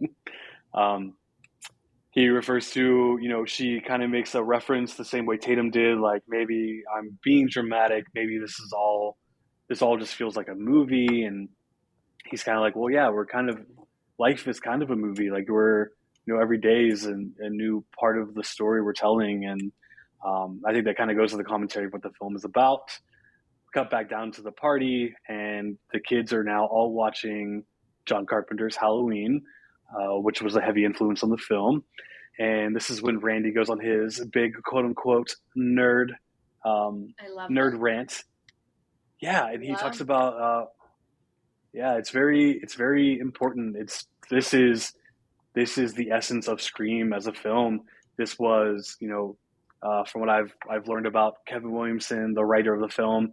He was a big film fan growing up, and he loves horror movies. And I can see a lot of himself being in this character, talking about these types of things, and I related a lot to this. You've seen a lot of horror movies to kind of get the idea of what's going on, and it just goes back to Randy talking about there being a formula. So he says, rule number one, you can never have sex. But we as an audience at this moment in time are about to witness Sydney, our main character that Randy's referencing. We're about to see her lose her virginity to her boyfriend. So we're seeing number one rule is you can never have sex. why Sydney, Um, Poor Sydney. girlfriend. Uh, Gosh. Sydney, come on. Randy's like, sex equals death. So at this point in time, why he's saying this is because in the 70s and 80s, a lot of horror films, they were never big box office successes, but there was a lot of, cult followings. But horror films were known for putting a lot of sex scenes or a lot of nudity in the films. And it almost seemed like every time we got a sex scene in a horror movie, someone got murdered. That was a part of that scene. Not too long after. Friday the 13th is very well known for its sex scenes and Jason just brutally murdering anyone who's doing anything like that, because it goes back to the storyline of the camp counselors not paying attention to Jason prior to his death. So, excuse me. Number two, you can never drink or do drugs. Basically, what Randy's saying here, again, going back to Friday the 13th aspect, is it's just a sin. It's an extension of number one. You're not paying attention. You're out of your mind and your body. So if there's a murder on the loose or you're running from a killer, your mind is not all in it. So you're about to find your demise. And number three is never ever under any circumstance say, I'll be right back, because you will not be back. You will not be right back. You will not be back. Yeah, Randy says this because dialogue is very important in horror films too. Again, it goes back to Sydney talking about how horror movies are all the same. The women are doing this, and you're yelling at the screen like, "Why aren't you doing this? Why aren't you doing that?" Or even you just being like, "Sydney, come on, don't believe Billy. Like he's not being genuine." We as an audience are always yelling at the screen, and in horror films, specifically more towards this time, some of these characters were making quote unquote dumb decisions, and we were getting frustrated with that. So, dialogue was very heavy. So if you say, I'm going to be right back, we as an audience are like, you're not going to be back. Yeah. That's a way to get you away from everything that's happening. The killer's going to show up. You're going to get murdered. So oddly enough, Stu had previously asked Tatum to go get me some beers, and we know as an audience that she just got murdered. After Randy says this, don't ever say I'll be right back, because you won't be back. Stu eventually stands up and says, I'm going to go get another beer. You want one? Because obviously Tatum never came back to it. And he says, I'll be right back. Yeah. So now we as an audience are like, oh man, Stu's going to die too. What do you think about all this so far? What do you think about Randy's rules? Do you feel the same when you were watching this? I know you haven't seen a lot of horror movies, but how did you feel about that? I haven't, but I don't know. I feel like Randy speaks the truth. And I see, me not being a horror fan, sees Randy like with these rules, and I'm like, okay, that makes sense. And but I feel like at this point I'm like, well, they're purposefully saying this to throw me off. Mm-hmm. Yeah, I think that's again the great thing. Saying I'll be right back. I was like, still. Okay. Yeah, you'll be back, bro. You'll be back. He'll definitely be back. Like he cool. really Then we come on Tatum in a very long time at this point, and that's supposedly his girlfriend. Yeah, Poor guy. Yeah, he has. A little We sus. think. Who do you think killed Tatum? Do you think it was Stu or Billy? Um, I think it was Stu. Okay. What do you think? I think it was Billy. I think Stu had Billy do that crime. I think Billy's more the mastermind behind all of this. I think Billy's the one who's getting his hands a lot dirtier. And Stu's along Um, for the ride. yeah, Stu's like the lapdog of it all. He has his reasons, which we'll get into, and um, right after Tatum gets murdered, that's when Billy shows up to the party and he jumps off from the side That of the is house. true. That is true. Um, and then Stu says something along the lines of, "Hey, Billy, what are you doing here?" Do you Uh, really feel like Stu didn't know he was going to show up? no, I definitely feel like they've planned this entire thing, and I think that's why Stu was so excited about the party they were about to have. I think they had a very elaborate plan about all of this, and everything was working. It was on their side. I think they planned it very well. Which is Um, crazy because you yeah, wouldn't think that Stu would be behind anything because it doesn't right. seem like Yeah, he has a lot of brain cells.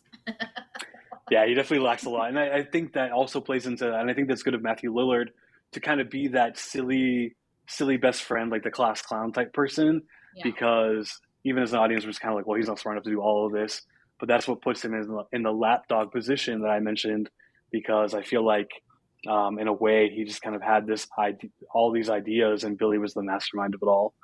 So, Yeah. I definitely feel like that whole scene was to shake us up a little bit and to mhm.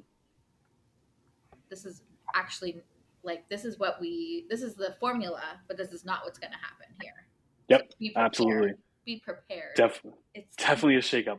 Yeah. Yeah, we're gonna flip the genre completely upside down Hmm. and give you new ways to view these types of things.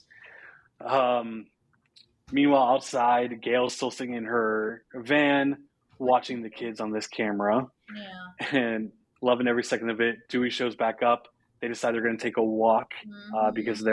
there was a car spotted in the woods. So Dewey's like, "Let's go investigate. You're a pretty lady. I'm going to take you with me." So they go on a little walk together. And the Um, chemistry is real.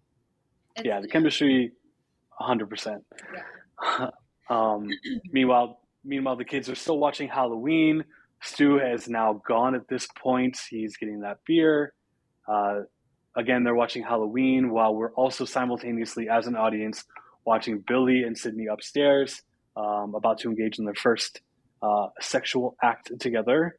Um, in this scene where it's implied that Sydney's losing her virginity in this moment, and Randy gets a phone call on his house landline that Principal Himbry was found murdered and hanging from a football post. He's shocked and tells the rest of the people that are at the party. The kids then, unfortunately, were like, "Oh, let's go to the school and check this out before the cops take it down." And This um, reaction was crazy. yeah, it's sad, and I know I keep talking about it, but I just feel like it just goes to today's society too. Like, we're all there. I mean, they wanted to see the dead body, so it's disgusting and whatever. But it's something for them to talk about and be excited about. It's gross. So Yeah, I was like, what are these kids doing right now? Is this for real? yeah, why are they so excited? So yeah, so they all peace out. All the kids leave. So now it's basically just our main characters left in this house. Billy's upstairs hooking up with his girlfriend. Tatum is hanging dead from a garage door. Randy is left to watch Halloween. Gail and Dewey are off and taking a stroll, trying to figure out what this car is. They eventually um, get thrown off their walk by a speeding car, which were actually the Those kids, boys, yeah. um, silly boys, off to go see the dead body. This knocks Dewey and Gale down a little embankment, and they fall on top of one another. Conveniently Um, on top of each other. Conveniently, uh, I actually read that during filming they had to film this multiple times because David and Courtney kept laughing during the scene because they were so in love. Oh, God. At the Um, heart of it all, it's a love story. it is a love story. Yes, that's why you like it, Lauren. This is actually a romance movie. It's like Downton Abbey. Yeah, this is the OG version of that. Um, Dewey then being on top of Gail decides he's going to take this moment to give her a quick little kiss. There's an awkward moment where they're like, huh. He apologizes, but in the moment when he thinks that she's not into it, she actually spots the car that Dewey had gotten a call about. Yep. They run over, check it out, and it's Neil Prescott's car, Mhm. Sydney's missing father. Yeah. So it's not too far away from the house. So at this point in time, we're like, okay, did Neil ditch the car so he could commit all these crazy murders? Did he get taken captive by the killer? What is happening? So I thought that was pretty cool. Yeah. Yeah, so now we're back to the third act of the film where we made it to the end, and we cut to Sydney and Billy. They're finished with their moment together, and she happens to be getting herself together. She sets a brush down, and there she notices Are you there? right next to the brush. Yeah, Yeah. are you there? Yeah, I didn't hear you for 2 seconds. So you're Sorry. talking about the brush. Yeah, so after their act together, Sydney is getting herself together. She has a brush in her hand. She sets the brush down, which is being set down next to a phone. This then prompts her to ask the question, hey, did you call your dad? You get one call when you're in jail. Was your dad the person that you called? And he's like, yeah, but when I called, I didn't get an answer. He then kind of stares at her like, do you still think this is me? Do you still think that I'm the one behind all this? We as an audience see her pause for a second. She thinks about it and then realizes there's been a lot of things going on. And if it was you, it'd be a great way to throw you off track. Mm-hmm. So she sees the phone call as, kind of playing into a movie aspect of, okay, you had one call in jail. I assumed you called your father, but your dad didn't answer.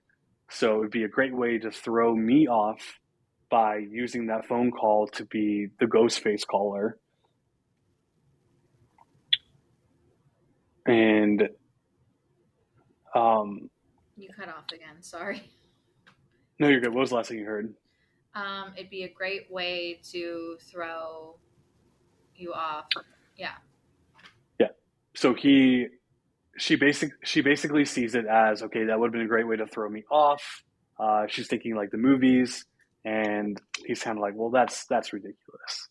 And it's at this moment in time, he says, what do I have to prove to you that I'm not the killer? Mm-hmm. And it just so happens that right behind him in the background, we as an audience see Ghostface Right. sneaking up behind him. Sydney catches the view of this, and Billy proceeds to get stabbed multiple times with a knife by Ghostface. He falls over. Then comes a nice little chase scene between Ghostface and Sydney. Eventually, Sydney ends up running into a room upstairs, and she jumps from the window and lands on top of a boat. Conveniently. So, conveniently on top of a boat. Yeah. She sees the dead body of her best friend Tatum I know. hanging from a garage. So sad. I can't even. Yeah, I can't even. This Sydney's just. I feel bad for her. She's been through a lot. Literally. Yeah. A very, very traumatized young woman, and I definitely feel for her. That, and like, I cannot believe that Wes Craven had them actually do the deed, because that's more traumatizing for her later. Like, I'm like, why you gotta do that to her? She has why you gotta do that? She's been through a lot. She's been through enough, Wes. Yeah. Meanwhile, while Sydney is going through her whole chase scene with Ghostface, finally lands on top of the boat and gets out of the situation. We assume she is safe. Then Ghostface appears again at another part of the house behind Randy as he's continuing to watch Halloween. This is such a cool scene. Such a great scene. So Halloween's playing. The score of Halloween is also playing in the background while we're watching the film as Scream. But one of my favorite things about this, and I never caught it when I was younger, it has been in the last couple of years that I finally realized this. And it's definitely talked about a lot. Is the meta ideology of how the actor Jamie Kennedy, who is playing Randy, is watching the actress Jamie Lee Curtis play Lori as he's yelling at the television. Instead of referring to her as Lori, he's referring to her as Jamie. So as we're watching the scene unfold, we as an audience are hearing, Jamie, turn around. There's someone behind you, Jamie. Turn around. Pay attention, Jamie. Meanwhile, the actor Jamie Kennedy has Ghostface standing behind him, ready to attack him, which I think is pretty cool. Yeah. Yeah. And oddly enough, this whole entire film, when we see Ghostface, it's actually a stunt man playing Ghostface for all the running and kicking and things that happen with that. But there's one scene in the movie where Skeet Ulrich actually asked to put the Ghostface costume on, and it is in this scene. So that is actually Skeet Ulrich standing behind Jamie Kennedy in the Ghostface costume. So I just thought it was like interesting that 30 seconds later, Gail and mhm. Penny were like, "Turn around, Jamie." I don't know if they said Jamie. They didn't say Jamie. They said, "Turn around, turn around." Yeah. Yep. So this is when we learned that the camera has a delayed feed of 30 seconds. And at this point in time, Sydney has ran to the van to try to get the attention of Kenny. And just then Ghostface shows up and slices poor Kenny's neck. Kenny. Yeah. Poor freaking, yeah. Sydney escapes to the van. They continue their little chase scene. Dewey and Gail have finally showed back up into the house. They realize that crazy stuff is happening. At this moment in time, they're assuming that Neil Prescott has returned.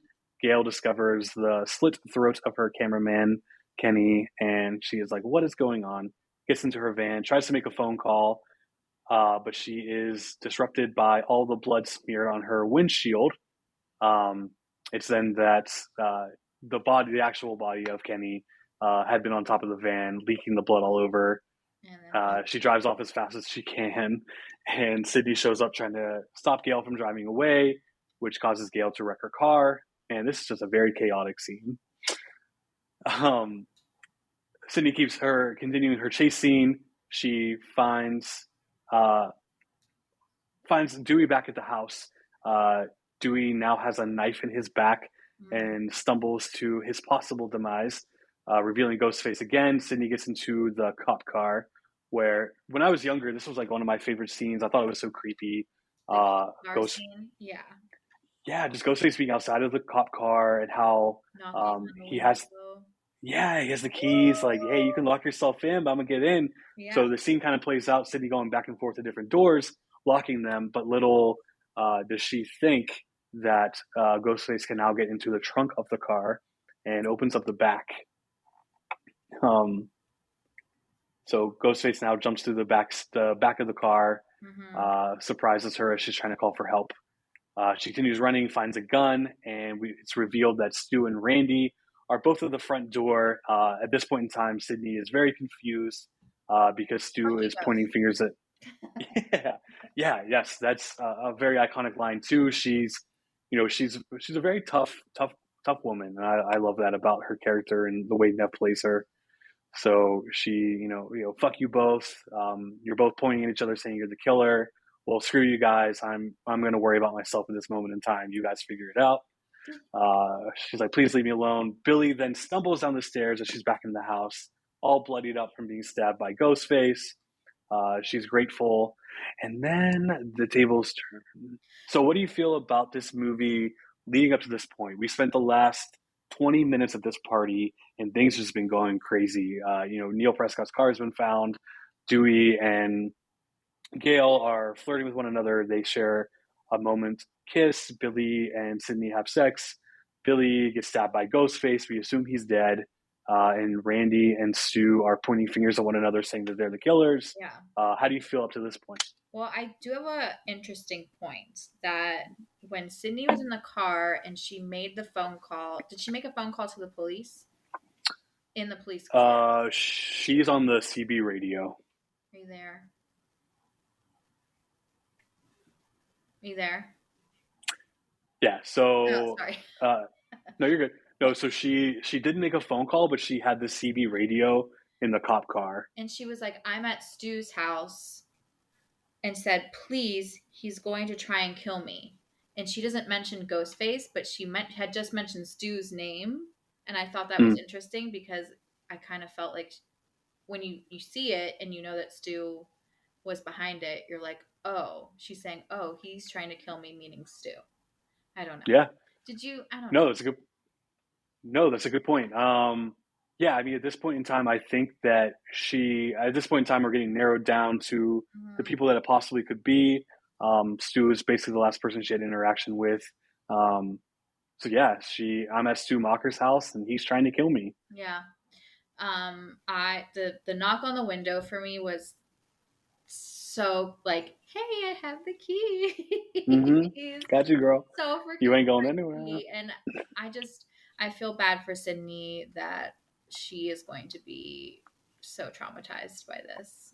I don't know. I'm Oh like yes. I question that decision a little bit Yeah. by Wes.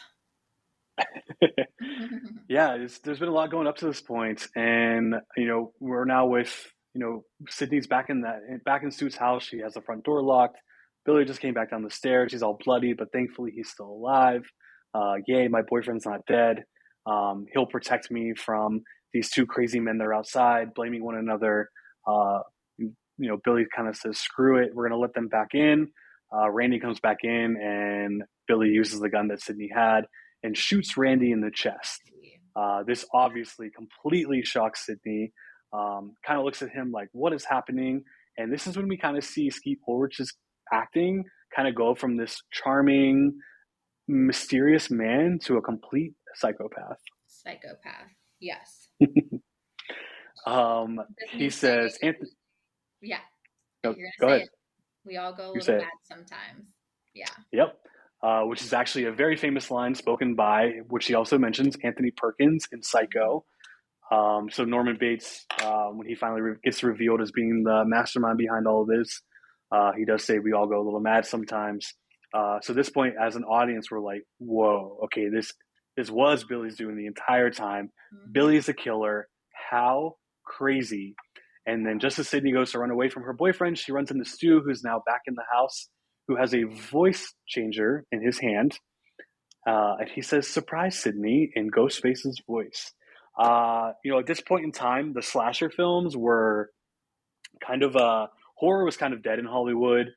A lot of these horror movies kind of ran their course. Friday the 13th had been going on for a while. Halloween had been going on for a while. Nightmare on Elm Street, Did those all Hellraiser, have all these. sequels? I'm sorry, what was that? Did those movies that you just mentioned all have sequels? Yes, yep. Every single one of them. They're basically franchises, so they had Okay. multiple films at this time. It got to the point though where Hollywood was kind of Like over over it. horror films, and a lot of the sequels are going like direct to video. Audiences Yeah. weren't showing up to theaters for them. Hmm. The slasher film was definitely dead. This movie resurrected the slasher film for multiple reasons, but one reason being that it's I don't know if it's I'm not sure if it's the first film to ever do this, but it's the first mainstream movie to really throw you off track and introduce two killers as opposed to one. Hmm. So even if you as an audience were like the whole time they're throwing this off, Billy's definitely the killer. It's revealed Billy's the killer. You're like, I knew it. Then we find out that there's two people behind it, and it is Stu. Yeah. So Sydney's completely shocked. They kind of play around with her a little bit, talk back and forth about, um, kind of talk about how they came up with this idea. They use the voice recorder to kind of play around with her a little bit to speak to her. Stu's now completely gone crazy. His comedic class clown type personality has kind of turned into a demented sociopath. He says at one Um, point it's a scream. It's a Scream, baby. Scream. Yeah. Um, yeah. So now, not only is it discovered that these two are behind these murders that have been happening, we also discovered that they're behind Maureen's murder as well. We find Yeah. out that Maureen, Sydney's mother, had been sleeping with Billy's father, which completely ruined his family. Mhm. His parents got divorced. He became this lonely, tortured boy because of it. He was a child who was ruined by his parents' divorce, and her mom was the reason behind all of it. That Cotton Weary had nothing to do with it, and that it was them that came up with the idea to kill her. Mhm. And they just kind of decided to, keep it going. And um, yeah, kind of, it's a crazy reveal. So it's not just the reveal of who the killers are. It's not just the reveal of that's what's happening is because of them at the moment. Um, but it's the whole reason this movie is what it is and where Sydney's at in her life is all because of this. Yeah. It's insane. Yeah. So we kind of give a little bit of a motive here, and even this motive kind of stalks you. Yeah, the motive shocks you, and it shocks Stu. Stu. Yeah. Stu's reaction to Like it is kind of like, wow, Stu's just this along for is. the ride a little bit. Yep. You there? We broke up for a I second. know. It's okay. I think I said Stu's just along for the ride at this point.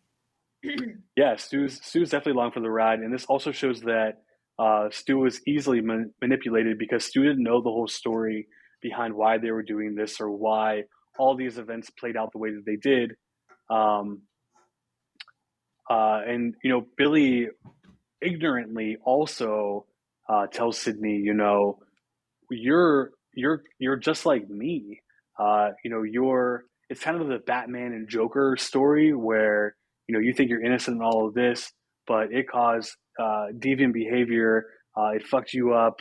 You had sex with a psychopath, whatever. Like deep down, you knew that this was all part of what was happening. Um, and Sydney basically, without using the words, basically is like, I'm not you. I'm not anything like you. They then reveal that they have Sydney's father Neil tied up in the house, and they're going to frame Neil for the murder. They're going to kill Sydney, and Billy and Stu are going to get away with all of this. They're going to be the masterminds, and they get to carry on their life while all this happens. What do you think of everything up to this point so far? Billy's psychotic, Yep. and Stu is a dumbass. Yeah. Yeah. Like, So here, what friend is like, yeah, let's kill all these people. It'll be so fun. And the other person's like, yeah, let's do it. Okay. yep, I don't yep. know. Yeah, Billy's Um, psychotic and yeah. yeah. So Sydney, at this point, Sydney's like, you're not going to get away with this. You guys think you're so clever, but you're actually really stupid. Um, and they kind of explain to her how it's all going to play out. They're going to show that they were attacked as well. They start stabbing one another. This Um, was a crazy scene for me. mhm.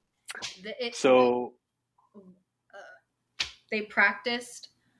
Don't go what? Don't go deep.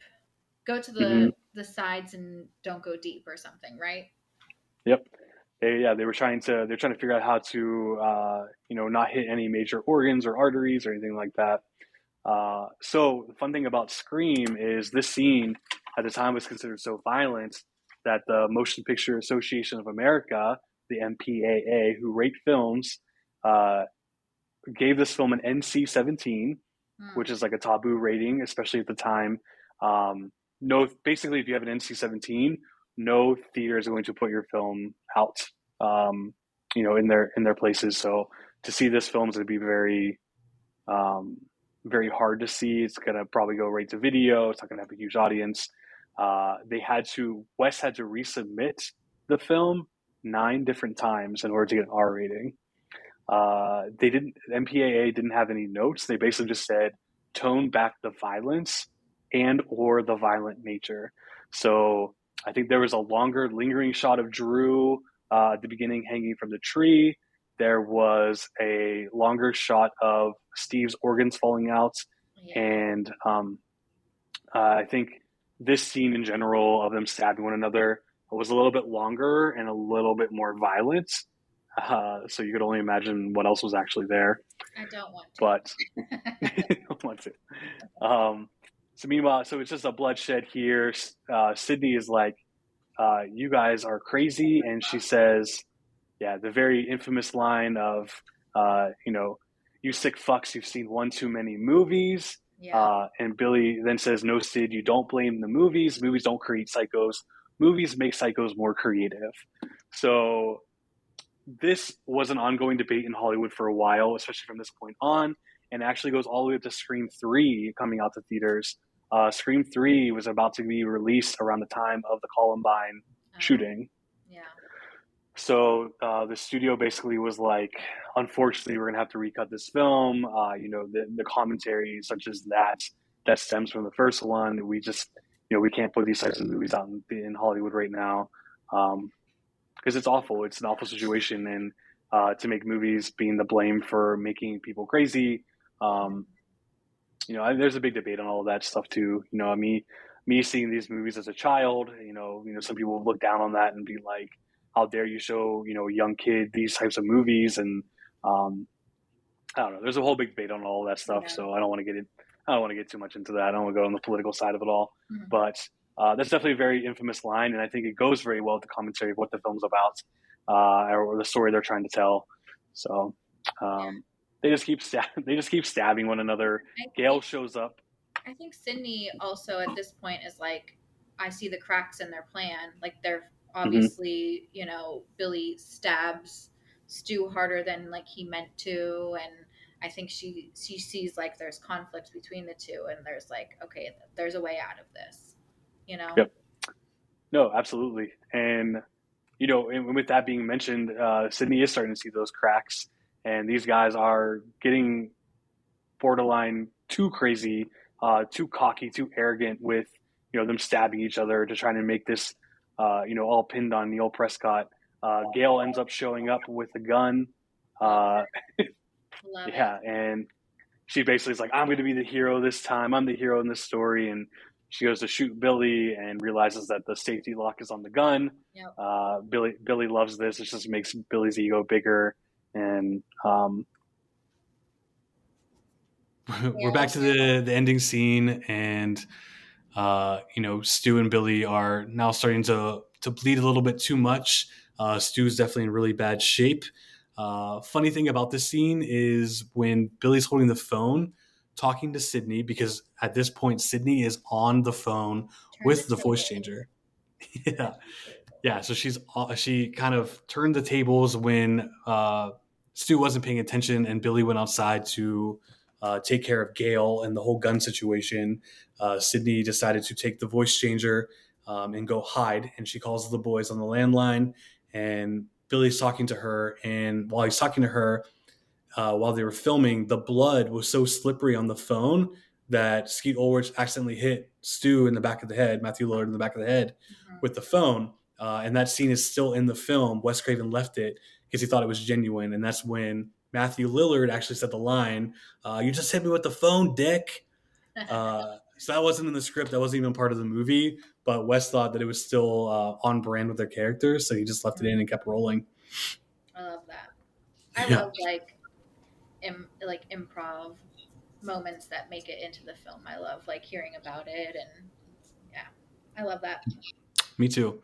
Yeah, he Matthew Lillard also decided to come up with the line of "My mom and dad are going to be so mad at me."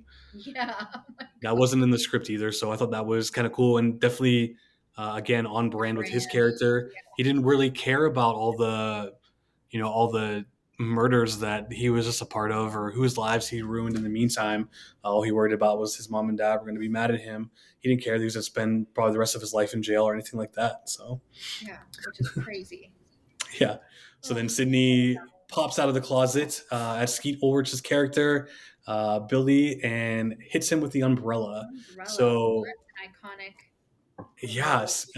yeah, Sydney's wearing the whole Ghostface attire, and unfortunately, during filming, it's actually a stuntman in the Ghostface costume at the time. Um, the stuntman jumps out with the umbrella and hits Billy with it, and then he hits him again, but he actually missed the safety vest that Skeet Ulrich was wearing, and the umbrella actually went into Skeet Ulrich. Oh my Uh, god. So he was like Obviously, stabbed. didn't penetrate him in a fatal way, but Skeet Ulrich's reaction was Genuine. genuine as well. His scream and everything was because he was actually being hit in the chest with the end of an umbrella. So, ouch. There. Yep. Okay. You cut out for a second. Of course. But yeah, so that was a genuine reaction from Yeah. yeah. Yeah. So, genuine reaction. He got hit at the end got hit in the chest with the end of the umbrella. So his scream there was actually authentic. Wes Craven also decided to keep it because you got an actual reaction to getting hit like that. So why Yeah. not? God, that must have hurt. Gosh, yeah. Did he Uh, gain any injuries or anything or I don't think so. I guess he had. Oh, I read a while ago that he had open heart surgery as a child. oh. So they, had to check him out to make sure that they didn't hit anything major in the Ooh. area of his chest. But yeah, obviously it was Yeah. okay. So Okay. yeah, thank God. Hmm. Stu then comes running at Sydney and says, "I always had a thing for you, Sid." And she ends up throwing a television on top of his head, electrocuting him to death. Yeah, you cut out, but were you talking about how she electrocutes him with the TV? Yeah, so he comes charging at her and says, "I've always had a thing for you, Sid." And she ends up throwing the television on top of his head, and he gets electrocuted to death. Poor guy. Is it poor guy? Poor guy. Is it? Yeah, got what he deserved. Yeah, Um, pretty much. yeah, and then Billy shows up again. He's not dead yet. He starts attacking Sydney, and here Gale Weathers comes to the rescue and shoots Billy right in the head. Mm-hmm. Uh, and shoots him right in the head. So he's obviously dead. Or is Poor he? poor Billy boyfriend. Maybe he's not dead. I love Maybe is Gail's he? line. I didn't forget the safety that time, asshole, or Yeah. however she says it. um, but Randy then reminds us that this is playing out similar to an actual horror film. And he said this is the moment when the supposedly dead killer comes back to life for one final scare. And this is one of the rules that he definitely got right when Billy pops back open really fast. But Sydney was ready for him with a gun in her hand and Mm-hmm. blows him in the head again. So Yep. he's definitely dead at this point. Love Randy for saying that. Yeah, Randy's the real hero here. Randy Randy's and awesome. Sydney are just awesome in this moment. Gail obviously is definitely a savior as well.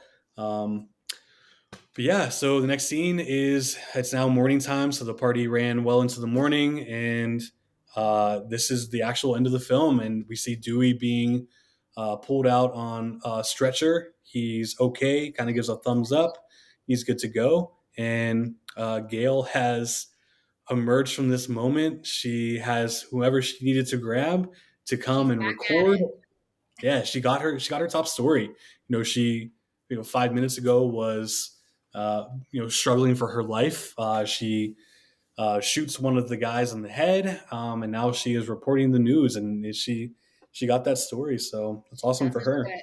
Gail She doesn't does quit. not quit. That's literally Nope. my note. Gail doesn't quit. That's a good note to have. She doesn't. Uh, Dewey, back to Dewey being on the stretcher. The original ending of the film, Dewey was actually supposed to die. Dewey was actually dead. Uh, when they, films, they always screen these movies for test audiences, and test audiences loved Dewey's character so much that a lot of the reaction to it was, let's keep Dewey alive. So they ended up refilming the very end and just had the scene with David Arquette on the stretcher to show that he was still alive. I can So see he could that. continue. Yeah. Yeah. So, Which she obviously does. yeah. Yep. Yeah. But yeah, the very end of the movie has an amazing score playing in the background. Marco Marco Beltrami, I believe is how you say his name. This was his first ever film he did, movie score he did. So I think it's very recognizable in the film world, especially the horror world. And yeah, we get one last shot of the house. We hear Gail talking about everything that just transpired, and we kind of pan off to the sun rising, and we get one last quick shot of Ghostface, and then we are in the end credits. In the credits. I felt So like the movie ended very abruptly. I wanted some closure. But yeah, maybe it was just setting it up for the second one. yeah, and that's the thing too. Like knowing that Kevin Williamson wrote the script um, with the idea of two more films in mind, Mm-hmm. definitely has the ending make sense the way that it is. There's so much more story to be told, and as we know at this point in time, there have been 6 movies over the course of 26 years. We have Scream 1, 2, 3, and 4, which Wes Craven directed. All of them. Kevin Williamson wrote 1 and 2. He unfortunately did not write the script for Scream 3, but he wrote the treatment, like the idea for it. But they had someone actually write the script. Kevin Williamson was too busy working on a bunch of other projects at the time to complete the script in time the way the studio wanted to. I think it was 11 years later they came back to do Scream 4. Kevin Williamson wrote that one. Unfortunately, that was Wes Craven's last movie ever. He actually passed away not too long after the film came out. I think it was brain cancer that he had. He ended up passing away from. So, we kind of thought that was the end of the Scream legacy for a very long time until they decided to bring it back. They had Radio Silence, which was an upcoming team of people decided to take the Scream world into their own hands, and they did Scream 5, which was also a tribute to Wes and all the previous Scream films. So they carried on the story as well as paid homage to everything that has happened prior to it. And they also did Scream 6, and Scream 7 is currently in talks. Which we can talk about all of that at another time. Yeah. But yeah, so that was Scream. That was 1996 iconic horror film Scream, which was the highest grossing slasher horror film up until 2018's Halloween reboot. Oh, okay. I didn't know But they rebooted if Halloween. yeah, if you go back to the box office money that Scream made and take it into consideration for inflation now, it technically is still the highest grossing slasher horror film of all time. Wow. Yeah. That's crazy. So cool. Well, that's Scream, Lauren. I'm gonna watch Halloween. Yeah. We got a lot of movies we got to get you to watch right now. Yeah. Friday the 13th, Freddy Krueger. Wait, is Freddy Krueger? No, Nightmare on Elm Street. You're good. There we go. um, cool. Okay. So now that you've seen Scream, one of my favorite movies, I obviously give Scream a 10 out of 10. I know 10's as perfect as you can get. Do I think the film's perfect? I don't think any film is perfect. There's always things that we can sit there and pick apart. But I think Scream is a great horror film. I think it is a great movie. I've always enjoyed it, and I love introducing people to it. I love talking to people about it. So I'm glad that you were able to do this today. With that being said, what would you give Scream on a scale of 1 to 10? Am I rating this as me? Me, the person who loves like historical fiction. Am I rating it as that person? Yeah, you're gonna rate it. You're gonna rate it as Lauren Drake and how So this is up you. against like Titanic for me. This is up against Titanic. Yeah, Oh my god. Okay. Well, that I don't want to sound like a jerk because no, hey, obviously everything is subjective, and you for sure. love horror films, and I love like historical fiction type of films and shows. Oh my gosh. So are we going like Titanic's my 10 out of 10? So I'd say like maybe like a 6.5. Okay. No, that's fine. I mean, that's that's what But this here's is the all thing. about. Out of this whole genre, I have, from what I've seen of it, I enjoy this the most.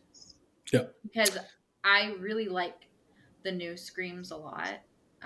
You and I saw the last one together. I really there's one that I didn't like as much as the other ones. We can talk about that later. But but in general, I really like this franchise. Excellent. Yeah. Well, yeah, I'm definitely happy to hear that. As you in the audience, and I've said a million times on this, this show is that I love Scream. I love it as a franchise. I think the great thing about it too, I like to tell people as well, and I know I told you at some point in time, is that even over the 26 years that this franchise has been going on, it's still one continuous story. Mm-hmm. Everything's connected, and it all makes sense. It's not really, you know, over time, it's kind of like kind of find how you can make the connections, but all of it still works. And I think that kind of goes all the way back to Kevin Williamson's original script and the characters he created, as well as the original trilogy. These are characters that the audience cares about. They're not just some random teenagers who, we cared when these people died. And it even showed with Dewey that, he originally was supposed to die, but the people loved him so much. The audience saw him originally, and it was like, we can't kill Dewey yet. And yeah, I think it says a lot about this franchise as a whole that they created these people that we like, and we're not just in it for the bad guy. You watch old horror films like Nightmare on Elm Street specifically, like you're kind of in it for Freddy Krueger, Barnaby. Barnaby. Um, and then with these older horror films, you have one specific killer over the franchise. Like you have Michael Myers through all the Halloween films, you have Freddy through all the Nightmare on Elm Street films, and with this, you have Ghostface is an entity in terms of anyone can throw that costume on and have a Right. motive behind it. So I think that makes it creepy, and I think that's a way to make it Right. last for a long time. Yeah, because you never know who's behind the mask. Yeah. You know. Yep. Cool. Well, with that being said, I think we came to the end. Is there any notes that you want to talk about that you didn't get to talk about during our little conversation? I don't think so. I do really like I said, it's not my genre, but I do really like this franchise, and I'm thankful that you introduced it to me, and yeah, and we've been able to, you know, talk about it and bond about it. And like I said, I really love the new movies too, and I don't know what's going on with that whole situation, but yeah. Yeah, I'm interested to see how all that plays out, and um, the right side of me is like, I think we need to take a break, but the selfish side of me is like, I want to keep telling this story because it is fun and it's exciting. So we'll see how it goes. I hope everything's handled the correct way, Yeah. and we're able to see some kind of future with the franchise. Um, but yeah, thanks for being my first guest on this. Of course. Yeah, I mean, I had a good time talking about it. Sorry, I probably talked your ear off, but No, I'm you did. happy to see your side of the story, and I like to see your reaction shot to the film as a whole. So, Yeah. like to see your perspective on something that I've been watching since 1996 or 1997, I guess, and being newer to it. So it's awesome. Yeah. But Thanks cool. for Anything having else me you on. want to say? Nope. Thank you. Yeah, Cool. this was Well, awesome. thanks for being on my show, and I hope to continue this podcast, and I hope to bring you back for many more episodes. If anything, I'd like to have you do the rest of the Scream movies since you were new to all of them. Yeah. Yeah, so I'll get you back for that. And other than that, thanks again, and I will talk to you soon. Okay. Bye. Bye.